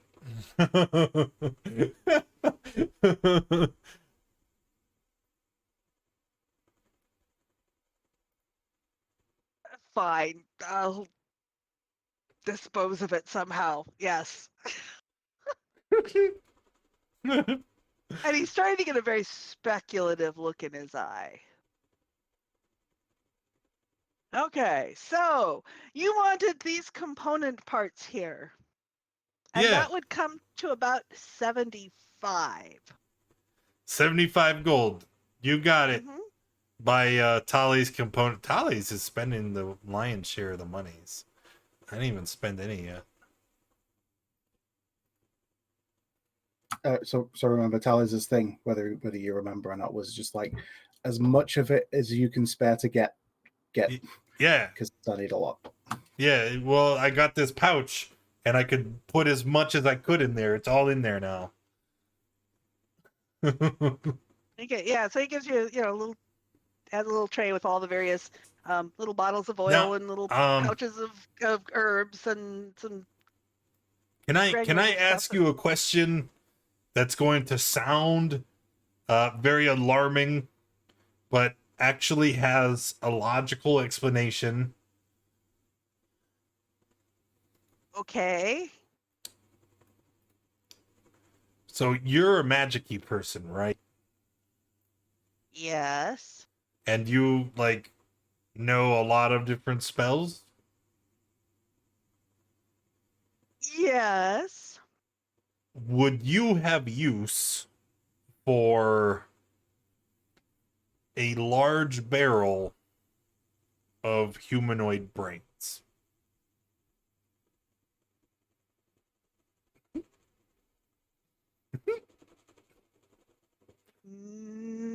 No. You're certain?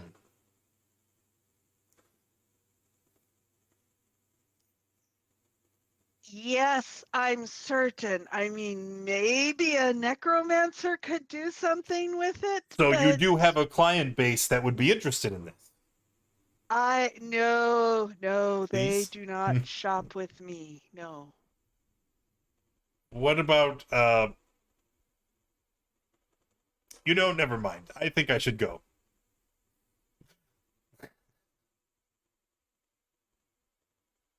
Okay.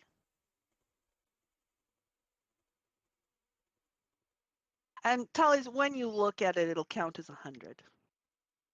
Okay. He Cool. gave a good deal because he got a really good deal on that tourmaline. Son of a bitch! That screwed us. So how much was it actually valued? Was it 5? Probably, yeah. Probably. Okay. Yeah.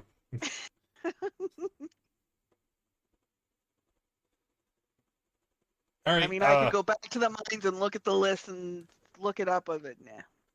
Is there anything else that we need? Rations! Oh shit! I almost forgot it's rations. Okay, you're gonna get his rations. I need to get myself a gem for spellcasting, so. Yeah, I was checking my own list to see if there was any if there was any material components that I needed, but like none of my spells actually require anything yet. Wait, do you just need like a? Can you use a crystal as a spell focus, or is there a specific thing that you need otherwise? I need a crystal or a gem worth 100 gold. The bloodstone I have, which is only worth 50, doesn't count, so. Oh, okay. You just So sold I guess it's What's- for 200. yeah. Yeah, but it was worth a lot more than that. That's true. That's true. What spell? One of my artificer ones. Oh. All right, then keep your secrets. Okay, so heading back to Black Iron Blades. Do they have just like regular adventuring supplies too? Yeah, in the front store. Okay. Because Then Yeah, yeah. because Elsa's in the front with the basic equipment stuff, and her brother's in the back with the forge. Gotcha. All right, yeah. Then I'll go in. He didn't say how many rations, so I'm just gonna buy like 20 because they're super cheap. They're like a silver each. and as we're Uh, walking, Go ahead. yeah, as we're walking back, I mentioned to Andwise and Astolf, and just like, we might want to consider some sort of manacles or things in case things go south. You mean like these? with, And I pull out my manacles that everybody keeps forgetting about. But it's only one set, right? And we've got 7 passengers, just in case things go south with them. How expensive are manacles? I believe like 5 Rations one gold day is pieces. 5 silver. So I guess what do I say? 20? Shit. It's a lot of gold. Yeah, Well, manacles. I mean, you can ask Elsa. Yeah, No, that's about 2 gold that's- pieces at least. That's only 10 gold, which he gave me 20. and I totally spent all of it. I gave you 20. Oh yes, yeah, it was more than that. Oh, you. Acid of Shroomington. Hey, hello. How are you All right, doing? I'm gonna remember Okay. something that we forgot, Formerly and I'm going to run Solburum. back to How the are you doing? Wicked I'm doing Feather good. Serpent. Thank you for the resub. Okay. Appreciate you coming back. How you been? I'm gonna Yes, ask you're him. back. What can I do? Yes. I need to sell a gem, but I need to buy a more valuable one in its place, and any extra flowers you have. Flowers. You got a druid with you? All right. So what's the gem you want to sell and what's the gem you want to buy? I want to buy I want to sell my bloodstone gem that I have, which I Okay. already know is worth 50, so don't even try to haggle on that. And I want to buy one that's worth roughly 100. Do you have a specific spell in mind or a specific class, either a school or an element or anything you care about? Artificer. Not quite what I meant by school. I mean, are we talking abjuration, conjuration, Crafting. crafting? All right. All right. So if you don't care, let me see what I got here. And he goes rummaging through. Worth about 100?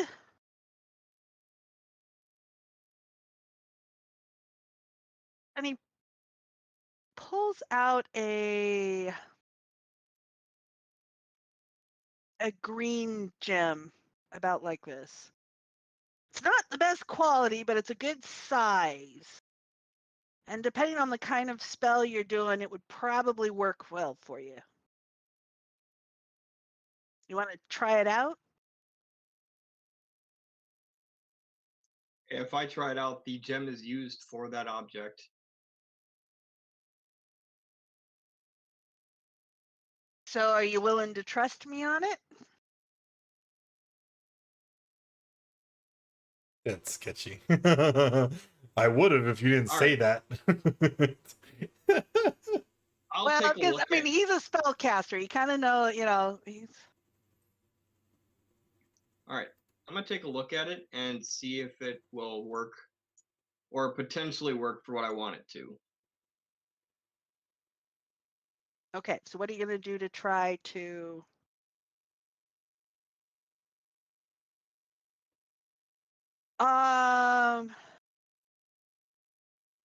Yeah, it will. All right. You The think it will? I quality mean, is, so you're sort of considering it and you think it will. all right. I'm gonna tell them that the quality is a little bit lower than what I fully need. So how about if you just trade me the bloodstone for this one straight up? We both know you robbed my buddy blind on the other gem.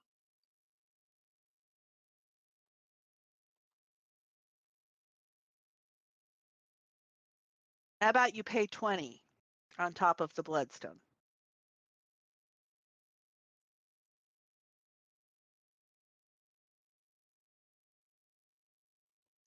All right. Even though I know you swindled him for more than that, yeah, that'll work. 20 on top of the bloodstone.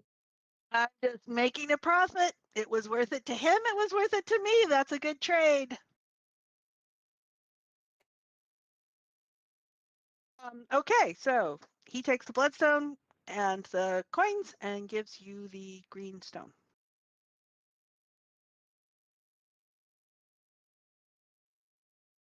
The toss. Elsa gives you the rations and sells you the other stuff for half price. Oh. All right. You're just her favoriteest people, friends. We're doing business together. That's right. You're providing us. We're providing That's right. you. And This we is all how win. you treat your regular patrons. I appreciate that.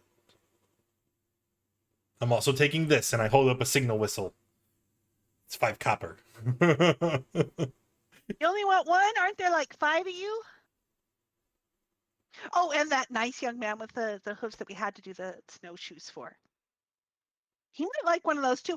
He would like. I've got one that's in kind of a copper color that has been so it's a pretty green. I bet you he'd like that one. Nah, it's Okay. Y'all come back if you think of something else you've forgotten.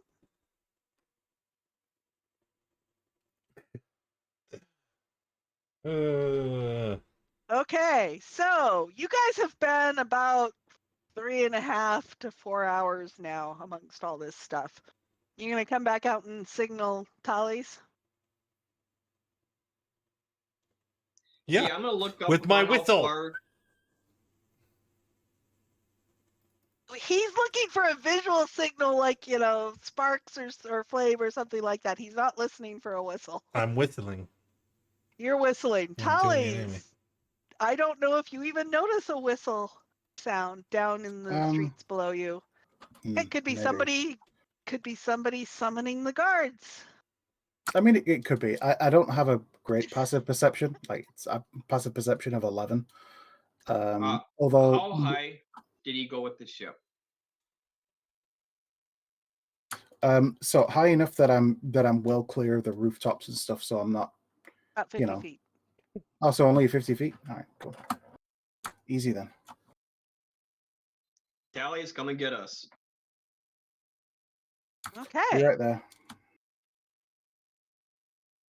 And I'll go ahead and bring the ship down. Actually, she counted the one with the hooves as one of the 5. I don't know who she was forgetting, but it wasn't you.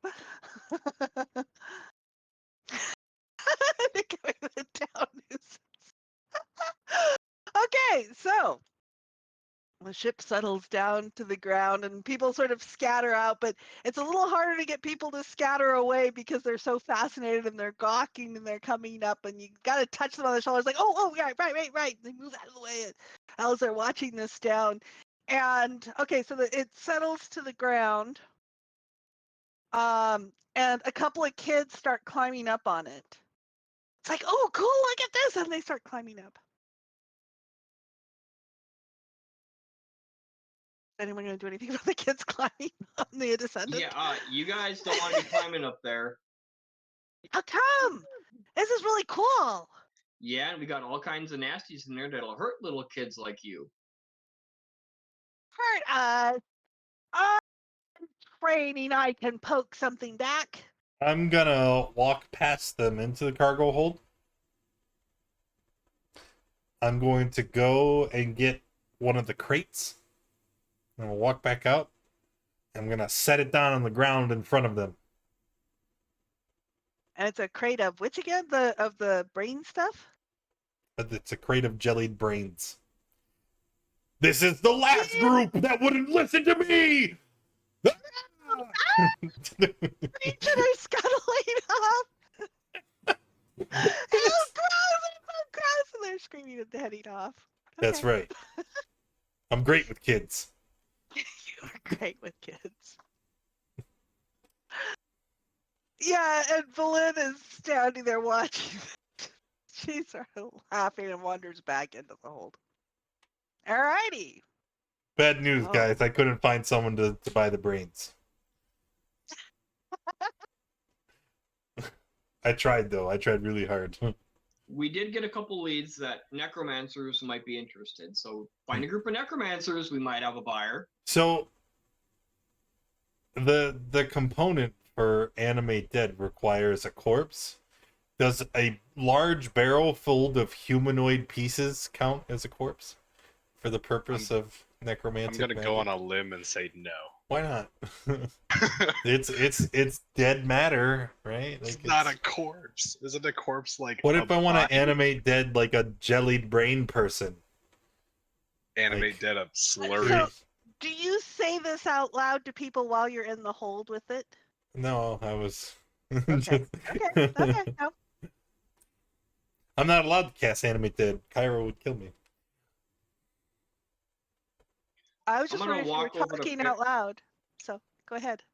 I'm gonna walk over to Pip, hand him a bag, and say, "Here, now stop complaining about your dang flowers." There are 2 purple flowers, and 2 different kinds. One's a deep purple, one's a lighter lavender. Oh yeah. There Also is this, and I'm gonna throw his 20 rations like at him, thus crumpling his flowers. No! Oh, My flowers! I didn't even. Where did those come from? They were on the list. You forgot to get them. I went back and got them. You've ruined them. I didn't forget they weren't on the rock. You didn't put my flowers on the rock? It wasn't me. It was him. And I'm gonna point towards Should have Tally's. said conversation. Okay. All right. So the party is all back on board the Id Ascendant. I'll make sure to go to find Tally's and give him his component pouch with all his little vials of ink and everything else that was on it. Oh, excellent. There Thank wasn't you. any change. That's okay. This'll do. Just give me I don't know, a few minutes, and we'll be good to take off. I And do have some good news though. Where's Kai? Oh, Yeah, so we made an arrangement with the blacksmith. They're gonna take all of the Charterlin that we salvaged from the dragon, and they're gonna fashion a series of implements for us. New weapons for myself, Landar, and Cairo, and then eventually a set of plate mail to replace the one that I had given to Cairo before. So, yeah, they'll use half of the supply to make our armaments, and then they'll keep the other half as payment. I know. You can thank me later. Are you Alright. going to actually take the stuff to him to give it to the black? Yeah. I was assuming we already did. No, yeah. this is the Well, first time you've been. This is the first time you've been back. So you, All you right. haven't So help me taken carry it. this shit. Okay, yeah. If so you, you're if you gonna get it all out all onto out the there. deck, I'll ask the ship to place it in front of the black. Oh yeah, Iron yeah, Blade. no, there we go. Hover the ship over the blacksmith's house, and we'll just use the tentacles to place it all at the cargo door. And Garn comes out as he sees this happening. It's like, I need to know some measurements. How big are the people I'm making this stuff for? It's me. The glaive, the short sword, the great sword, and the plate mail. Oh, Cairo, come here. You have to get fitted. He just needs to I don't know, see how tall and wide you are. Make sure that your weapon is weighted proper. So the great sword is for Cairo. The short sword is for whom? Landar, Landar. And okay. and then the So we'll glaive take was care for of the me. looking at that and sort of getting some of the proportions down. Got it. So while that's happening, Tally's is going to take the components and is going to copy a spell from Asterix's spell book into his own. The level 2 spell, Cloud of Daggers, which only takes him 4 minutes to copy into his spell book. Scribe Wizard. Nice. Cloud of Daggers is a great spell. Yeah, Does that imagine mean you now have that's a second level spell? it's a second level spell? Does that yeah. mean we're gonna have piercing shatters or no, it's slashing, right? Slashing? Yeah. So like Dragon's Breath does slashing damage. All right. It's like the Okay. scene from Kung Pao where they're playing the instrument and the wind has like knives in it. Yep. Yeah, exactly. So you're taking off, I assume. It is now late afternoon, supper time. I mean, it's dusky. Evening comes early. So what's next? Are you guys going to actually take us back to the Icewind Dale map? We are currently at. Oops, we are not at Dugan's Hole. We are at Bryn Shander. Yeah.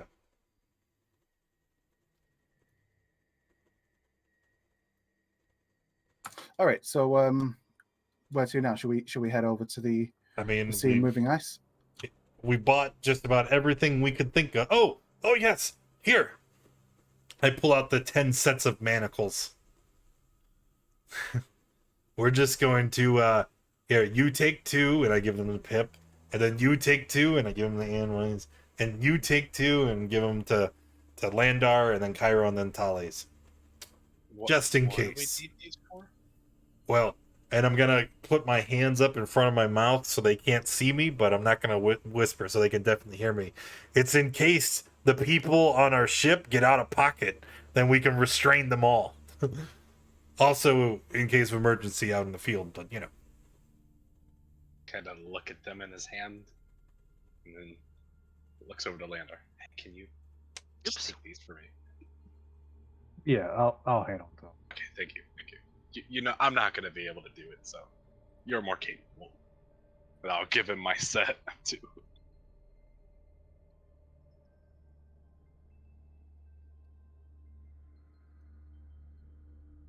That's I got those for you.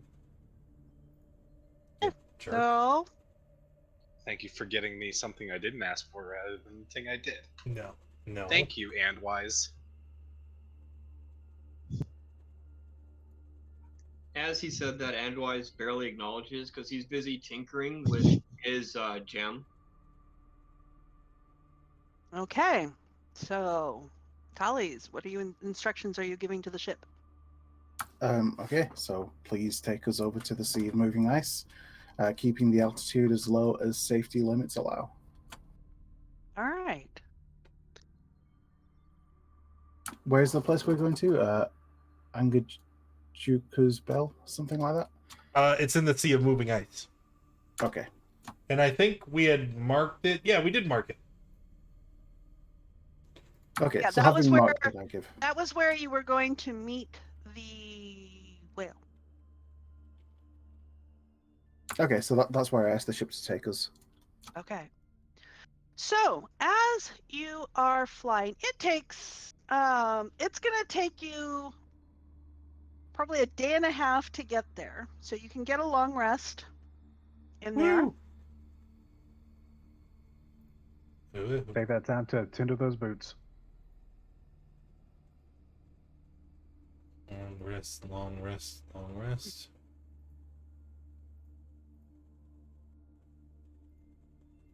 Ah.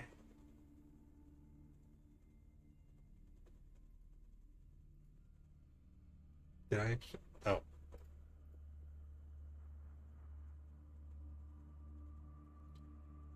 All right. So, fairly early the next morning, as you guys are about here, it is a surprisingly clear day. You can see just further than you've been able to see pretty much at any point here.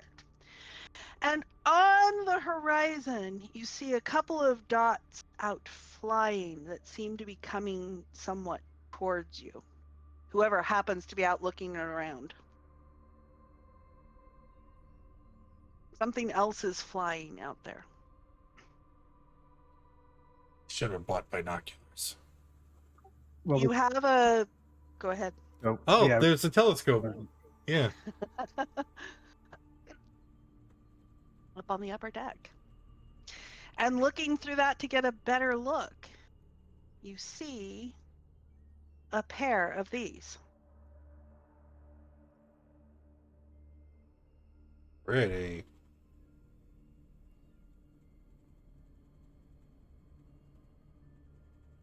And they seem to be heading your way. Oh. Oh no. They kind of fly by and they kind of look like they're looking at this thing flying in the air. And they kind of swoop to the side and around either side of it looking at it. And then they kind of fly off just a little bit and sort of hover a bit, and then they start coming back.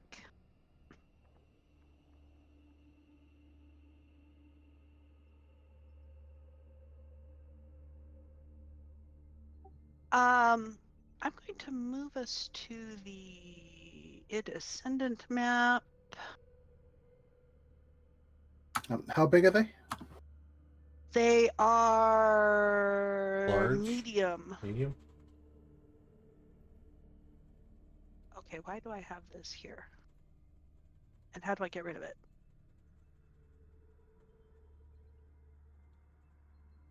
Maybe by clicking that again. By clicking that again. Okay.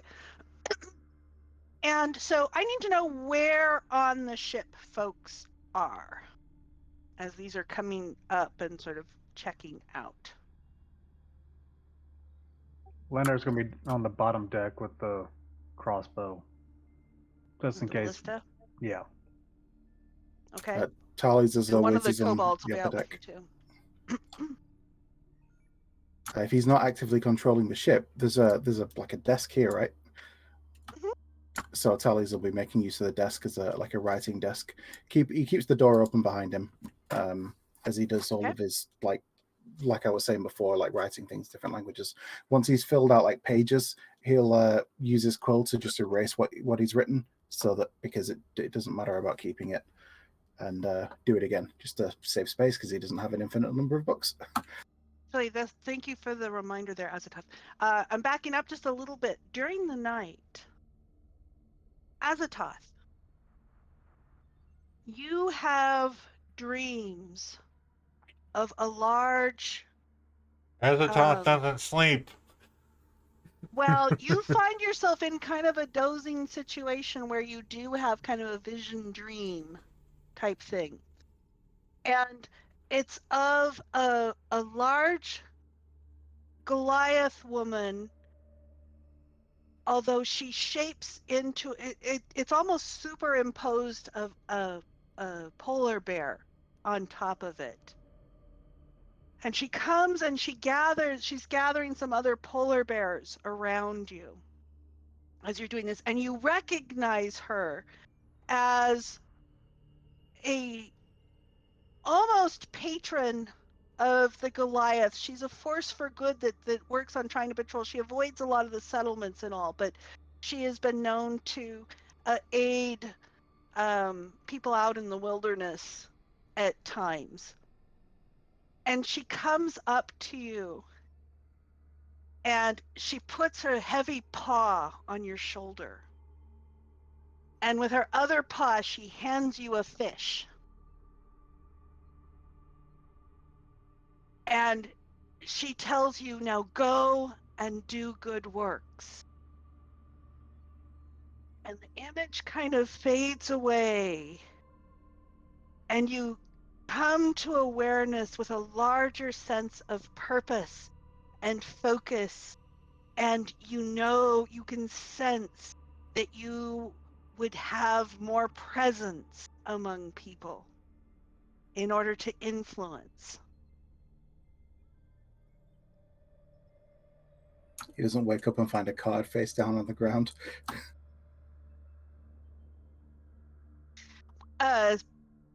Essentially.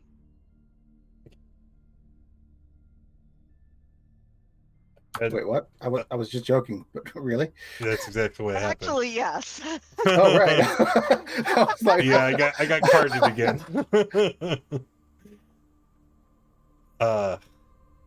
So kind of snapping out of it, Azatoth is just looking around. I've had the strangest vision, but I know I am destined for a glorious purpose. We must hurry. Maybe we will find something interesting out on the ice. And he does seem to have a little more magnetism and a little more presence, and he's a personage. So now we can all treat him with respect, right? That's right, you better respect me. Oh, Eldritch Blast you in the face. Okay. Back to the Peritons. Right. Oh, we still had some of that from earlier. Let me clear that. Okay, so you guys are gathering. Is everyone on the map where they expect to be? I know Landar's on the deck. One of the kobolds is on the deck. Actually, Evelyn is going to be on the deck. as well, looking at this. I'm in my Azathoth corner. Okay. Okay, so we have Andwise up on the upper ballista. All right, so one of the birds folds its wings back in and it starts coming down at a dive. And it swoops down. And, okay, what's the details on this? It swoops down with its talons and hits the railing right next to this, next to the kobold. And it sort of squawks and turns and flies off. So we need some initiative. Let me grab Parrington token. Or two. Initiative? No! Initiative, yeah. Nat 20 on initiative when I'm probably not going to take part in this combat. Because you have to fly the ship? Well, that, yeah, and I probably don't even know that it's happening because I'm currently writing in my book in a different room. Okay, so this is going to be largely representational because of, you know, we got the decks spread out and all of that. So they're sort of flying around and coming in, and we can it for granted that, you know, that your strikes are hitting as they are flying in and when they're in range, or if you're using range, you know, they're pretty much whatever you need, they're going to be in range for probably. Right. All right, let's see. Do we have everybody on there? 1, 2, 3, 4, 5, 6. Oh, I didn't do the Puritans. Let me do that. Okay, we shall start off. Let's change this to okay, we shall start off with Tully's. So Sounds Tali's writing in his book because he doesn't know anything's going on. Yep. So have the Parringtons actually swept in attack, or are they just flying around the ship? Actually, I'm gonna back up. Tully's, there's gonna be an alert going off in the back of your mind from the ship. Okay. Sort of a missile incoming. All right. So I guess with that, I'd head out to the deck to see what's up. And I guess I'd see the Peritons like dive bombing towards us. Mm-hmm. There's one over on this side that just dive bombed and hit kind of the shell around the kobold. And there's another one off on the other side. Okay. I'm gonna take aim and throw out a chromatic orb at one of them coming in. The one that looks like it might dive towards, like, you know, my party as opposed to towards like, one of the kobolds. So we'll say this one is starting to dive towards Andwise. Yeah, okay. So I'm gonna buff it up to level 3. And it's going to do lightning damage. So Okay. give me a second. Oh, and I'm going to use my inspiration to give it advantage. Okay. This might end quickly. You attack the ship? Oh. Oh.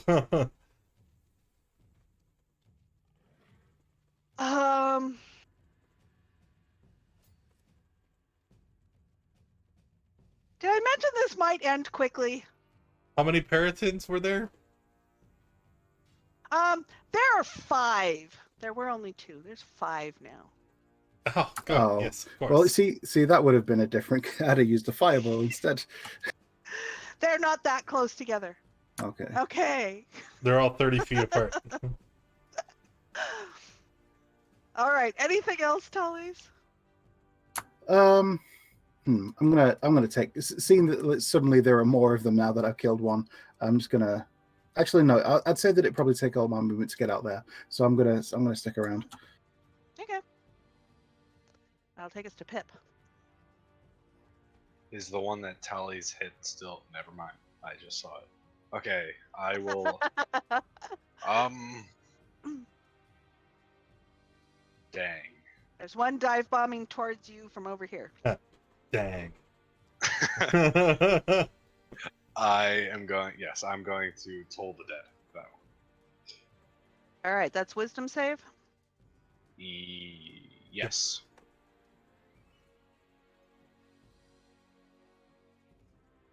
It saves. And I am going to walk inside. And that Okay. is it. Endwise. All right, seeing the blast come from the upper deck, it lets me know that Tallies is up there. This one directly above me, I'm going to shoot at him Okay. with advantage because I was here on time. Okay.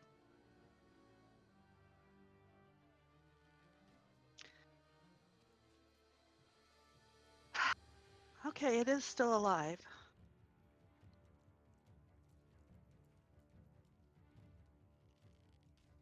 All right, so you shoot at it, and this bolt of light comes out and pierces through it, and feathers start flying over.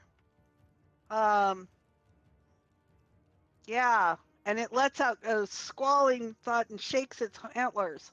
Okay. All right, bonus action. I'm going to tap the brooch hanging on my jacket and point at the other one and say, go over there. What's the save?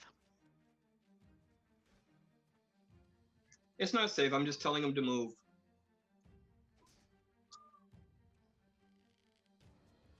Aren't you using like command? As a bonus action, I can tell it to move.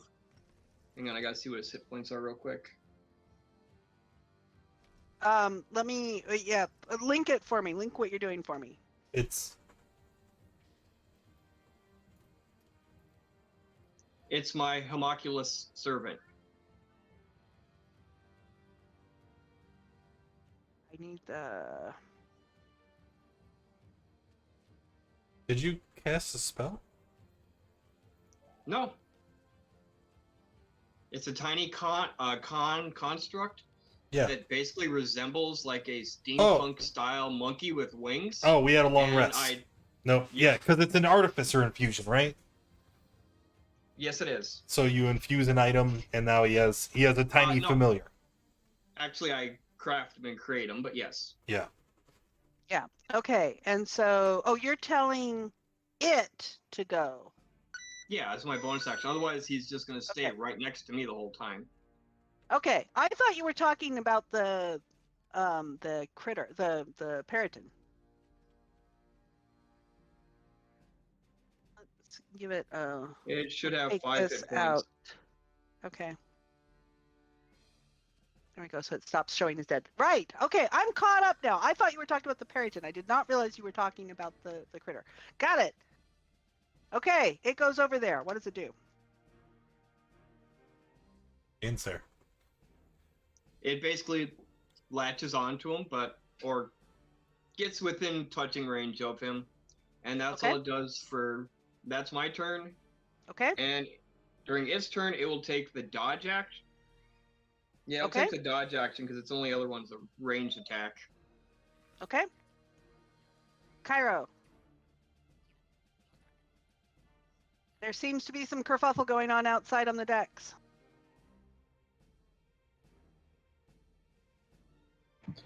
I walk outside, and what does Cairo see? So you see one periton over here with a metal something on it. You see another periton swooping towards your deck over here. You cannot see that one at this point. If you were to look up and back, you'd see another one flying over that direction. So you see these large, I mean, they're not that large because they're medium sized, but bird-like things with an elk-like head with antlered-like stuff and big, mean claw talons. Alrighty, spiritual weapon. Where are you putting your spiritual weapon? Next to the periton with the metal thing on it. Okay. Did we ever make a token for your? Yeah, we did.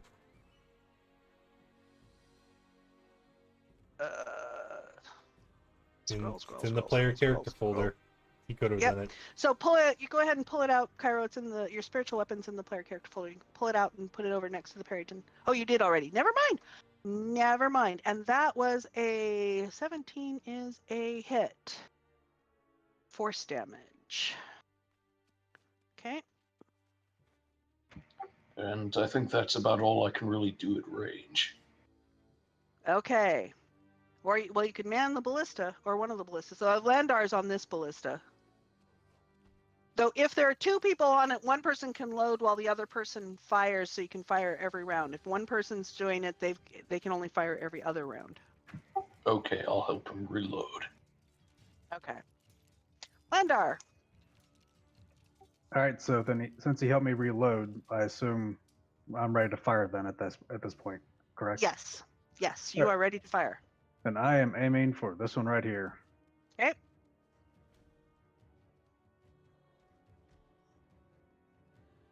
Okay, that is a hit. And the huge bolt goes shooting out at it. And 24 damage. as it hits, there's a slight flash and all. The creature is clearly injured, but it seems to do less damage than you would have expected. But there are feathers flying and all.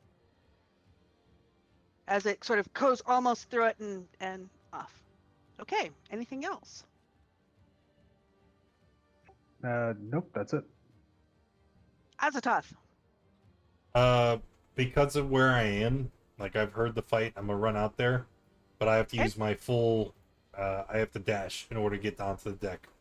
So I'll dash to get out here, and then I'll be done. Okay.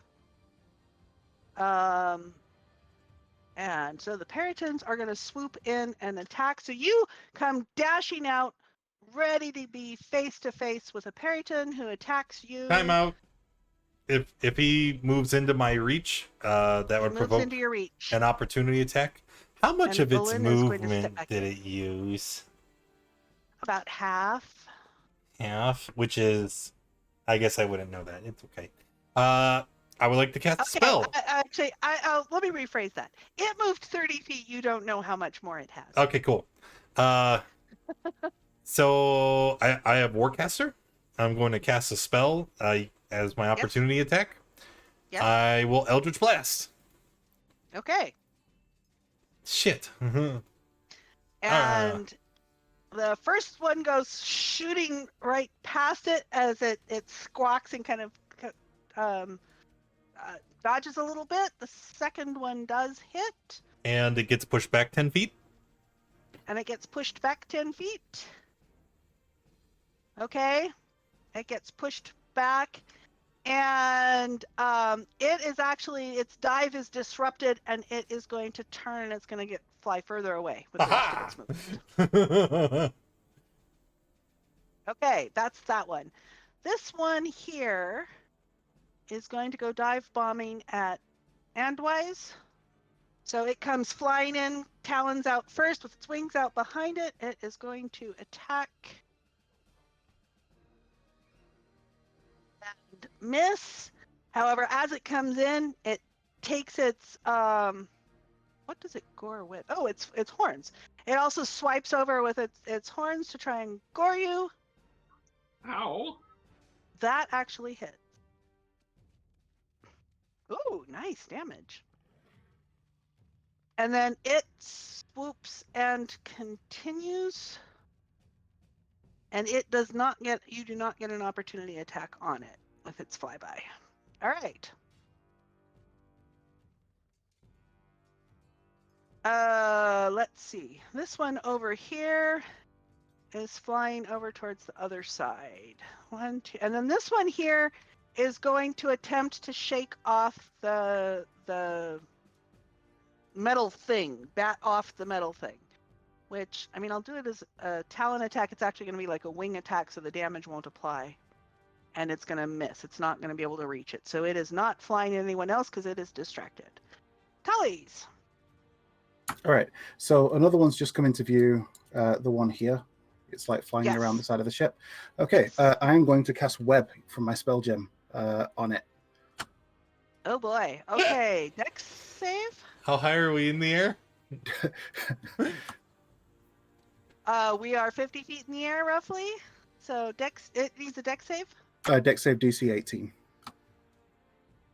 And it is enmeshed in webbing. Okay, give me the description of what happens when it's not anchored, because it's not Yeah, between not two anchored. decks So here. so It's it says that the webbing sort of collapses on itself because it's not anchored. It'll end at the start of my next turn. But for now, it's all wrapped up in webbing. It's restrained, which means and that it's it can't move, falling. and it will just plummet to the ground. And it's falling. Okay. Anything else? No, not this turn. Okay, Pip. Should I roll falling damage for it? Yeah, go ahead. Give it 70 feet.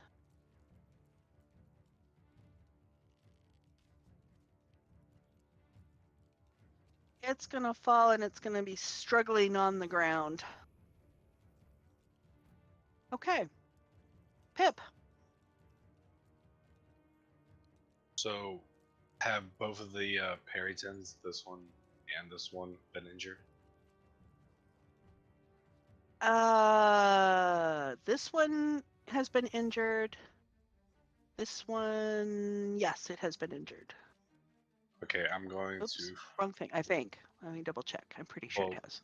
It doesn't matter. I'm going to hold this Yes, one it down has. here by Azeroth. Okay.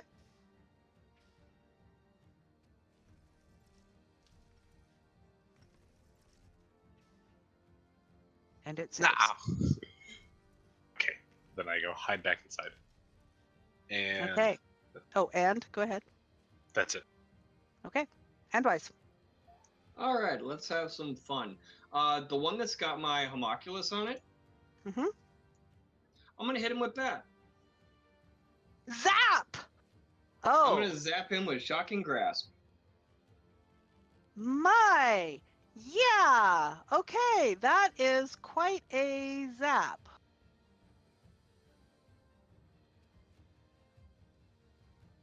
And it flashes with electricity and sparks around it and more feathers fly.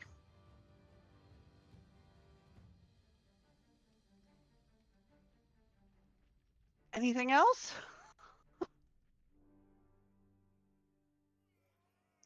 Nope, that will be it for my turn. I'm just gonna point at the other one and tell my homunculus to attack that one. So it's going to fly over to here. No, he ain't gonna fly. He's within 30 feet. Got ranged attack. Okay. I'm not clear Yeah, on what it's doing. I'm not clear on Okay. how this works. It's a new thing and I'm not clear how it works. It has a ranged attack. It's gonna be using Okay, Force attack. Strike, Okay. which would actually be a +5 and not a +4, so it'd be 18. It has disadvantage. Oh, It's adjacent to a hostile. Yep. Okay. So it's so 8. that misses. So that misses. All right. So And that'll be my So turn? it sends off something off of that. Okay, got it. I'm sorry, say that again, please, Andwise. So yeah, that'll be my turn and my homunculus's turn. Okay, Cairo. Are you loading the ballista? Yes, and as a bonus action, I will attack again with the spiritual weapon. Okay. Give me your attack.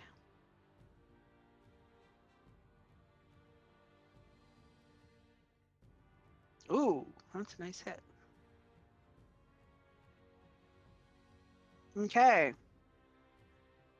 The spiritual weapon connects solidly, and you can tell because there's feathers falling off and around. Okay, Landar. All right, still attacking this one down here. Okay. You aim, it creaks back, ka-chunk, and it sails through again, and it's another hit. Ooh, that's a good hit. More feathers are flying. This thing gives out a cry in pain, and it turns to look towards you. All right, that's it. That's a tough.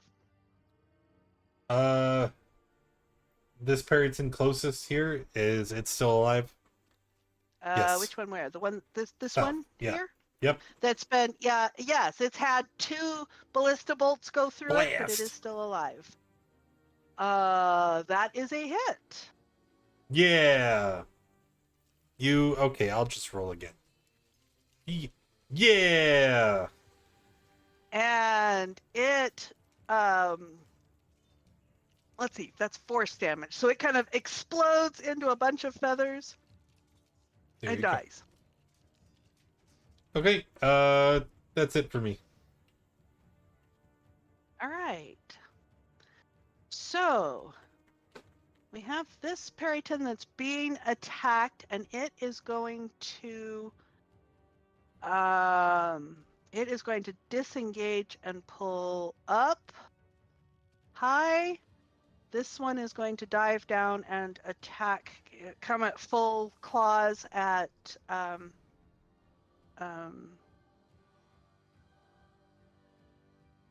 endwise. Sorry. Oh. And because that was a dive attack, this is very bad. Because that was a dive attack, there is also an additional, because the whole force and weight of it behind. So you are taking 14 piercing damage as the full weight and force of this Peryton and its claws comes slicing down at you. And it then reaches forward with its, oh, good Lord. No, actually, I think that looks like a nat 1, doesn't it, party? Yeah, it has to be before the roll. Does it have to be before the roll? That's the way it's Does it? always worked. Nat 20s, Okay. nat 1s, it's before the roll. Oh, You're not changing all the roll. right. Okay. Although I didn't really give him time because I was rolling, before I was saying as it was coming in Go around ahead, with roll the the damage. horns. Well, that's on you. Yeah.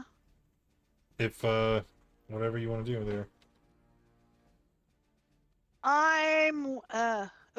A descendant has a ballista now. Excellent. I'm willing to give that the nat 1 because you guys got nat 1 last time too and it didn't get used. So I'm willing to give it the nat 1. Well, that's up to the rest of the party as well. Yeah, do it. Just keep moving. Yeah. All right. Thank So you. it swings, and I don't know how to play this thing. There we go. And so it comes in and it's swinging around with its antlers, and its antlers get caught on the ballista next to you. And as it was putting the full force in there, it wrenches its neck back and leans back and cries out. Let's see, I still have this one here that is going to come diving forward towards Cairo, and it is diving. That one is currently on the ground and can't move. You are right. That one is currently on the ground wrapped up in webbing. You are right. So this one disengaged for this turn. That one's there. That one's dead. That one's dead. Okay, that's it. Brings us back around to Tully's. Okay, so start of my turn, the webbing disappears from that one. However, this one flew up really high in the air, right? Yes, it did. I'm going to cast web on it. Dex save, right? Yeah, dex save. This one's DC 16. Oh, well, there you go. This one is trying to get away from things, and it gets away from your web, as well as that metal thing and that spiritual weapon thing, and it's... Nope.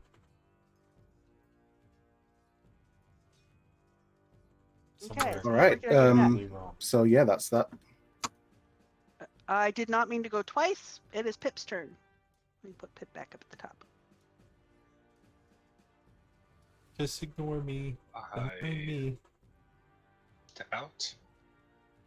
And I'm going to Toll the Dead. The one up by Andwise. That one's on the deck with me. Wouldn't that just be above me? If you move out a little bit, you can see up and you can see its tail feathers and you know where it is. So All the Dead also has a really far range. You can also see this one way out here. Yeah, I'll hit that one that's far away. Okay, it has been injured, obviously because it's bloodied, and it is a. Dang it! I wisdom. forgot to do it. Nah, never mind. It didn't It matter. fails.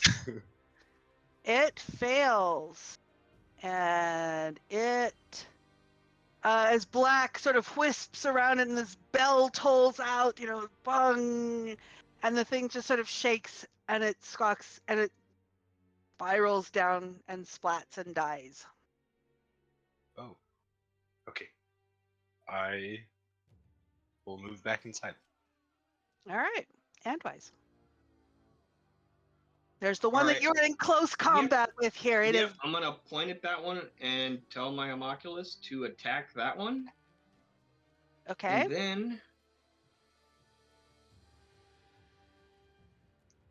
for my turn, I'm going to cast Booming Blade.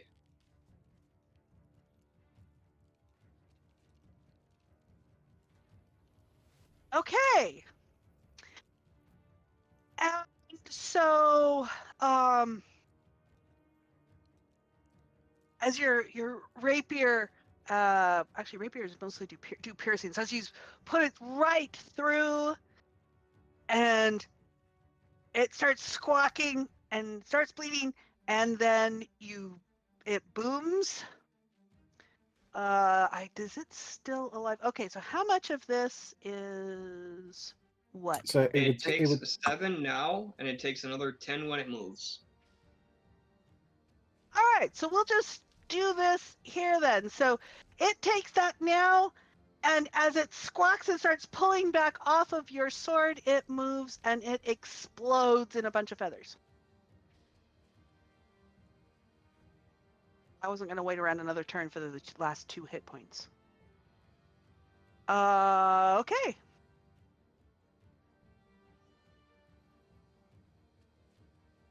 So we just have this one down here. Anything else, Handwise? All right, that's 70 feet down. Well, we're only like 50 feet up. You're only 50 feet up. It's 50 feet. This one's 50 feet down. The other ones were up higher, so when they fell further because they were up. All right, then he's only got to fly 20 feet straight down. Although, actually, you're 50 feet up plus 25 feet. You're 75 feet up, actually. Now that I look at this. On that deck. I'm sorry, say that again, please, Handwise. Nope, I do not have the range to hit that. Okay. So yeah, I'm just going to recall the Serpent. All right. Come back to me. Cairo. You are loading the ballista? Yes. Are you going to do anything with your spiritual weapon? It is not,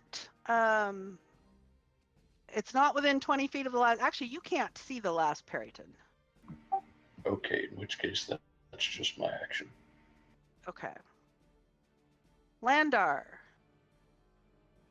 So the last Periton's on the ground, so the ballista is useless currently at this moment. Yes. Um, And you are 55 feet up. and do I really know that the Periton's down there? I mean, Probably not, because it was back, it's kind of alongside, if I were to put it, it's kind of alongside and down underneath. all right, in that case, I will just pretty much ready my action to keep the ballista like moving back and forth, just keeping an eye on the sky to see if there's in case any others pop up, and then fire at it once I see one. Okay. Cairo, are you also helping to spot? Yes. Okay, with Cairo helping to spot, I will give you that as when you see it come into range, right. which it will probably do pretty soon. That's a tough. So looking around, I don't see anyone. You don't see anyone. Ready a Eldritch Blast if something comes within 120 feet. Okay. So this Periton down here, having shaken off the well, actually the web disappears then, doesn't it? So having The web disappeared struggled at the start of my turn, yeah. so having it struggled out of the web and the web just disappeared, it takes a very strong swoop up, and it goes. Let's see, this is 45 or 55 feet. It goes up 60 feet. So it peaks just above and it's squawking madly. So it'll draw your attention. That's not very smart of it, but so it is. And it peaks up above the railing here. That is a hit. Those are both hits. Okay. It squawked. It got fried. It fell back down to the ground. And we are out of initiative. Did that work? I'll put another web in my spell gem. Okay. Let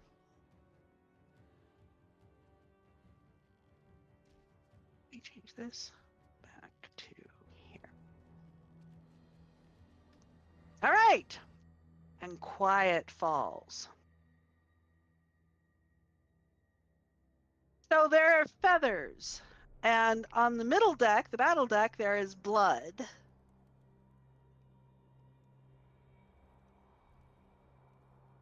And a rather ripped up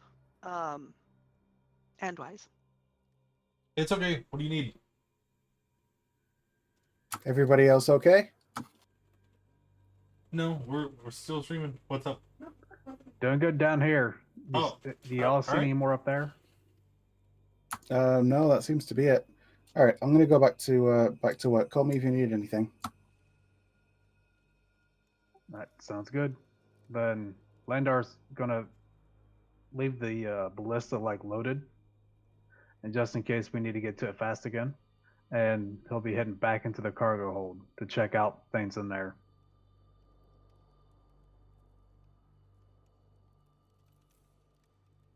Well, that was rather neatly done. Yeah, we can hold our own. I suspected you might, having taken on that dragon. All right. All right. As soon as my servant reattaches to my jacket, Mm-hmm.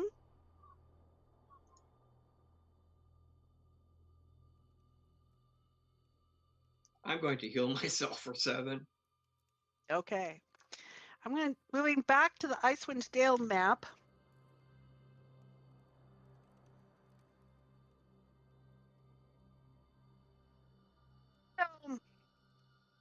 Once you get out over the sea of moving ice, I mean, the bell here was where you were going to meet the whale, but you don't need the whale for transport. You have the descendant for transport. And Valin has a pretty good idea of where the island is. Now the island moves around, so it does not just stay in one place. But she has a good way of finding it. And so over the course of it takes about 2 more days of searching from the air. And you come across an island. I am moving you to the island of Solstice. And so this island comes into view, and so you are just coming up on it and you see it, and in the center there's this large ice statue of a skull with a crown on it. And as you come up and get your first glimpse of this particular island, that is where we are going to pick up next week.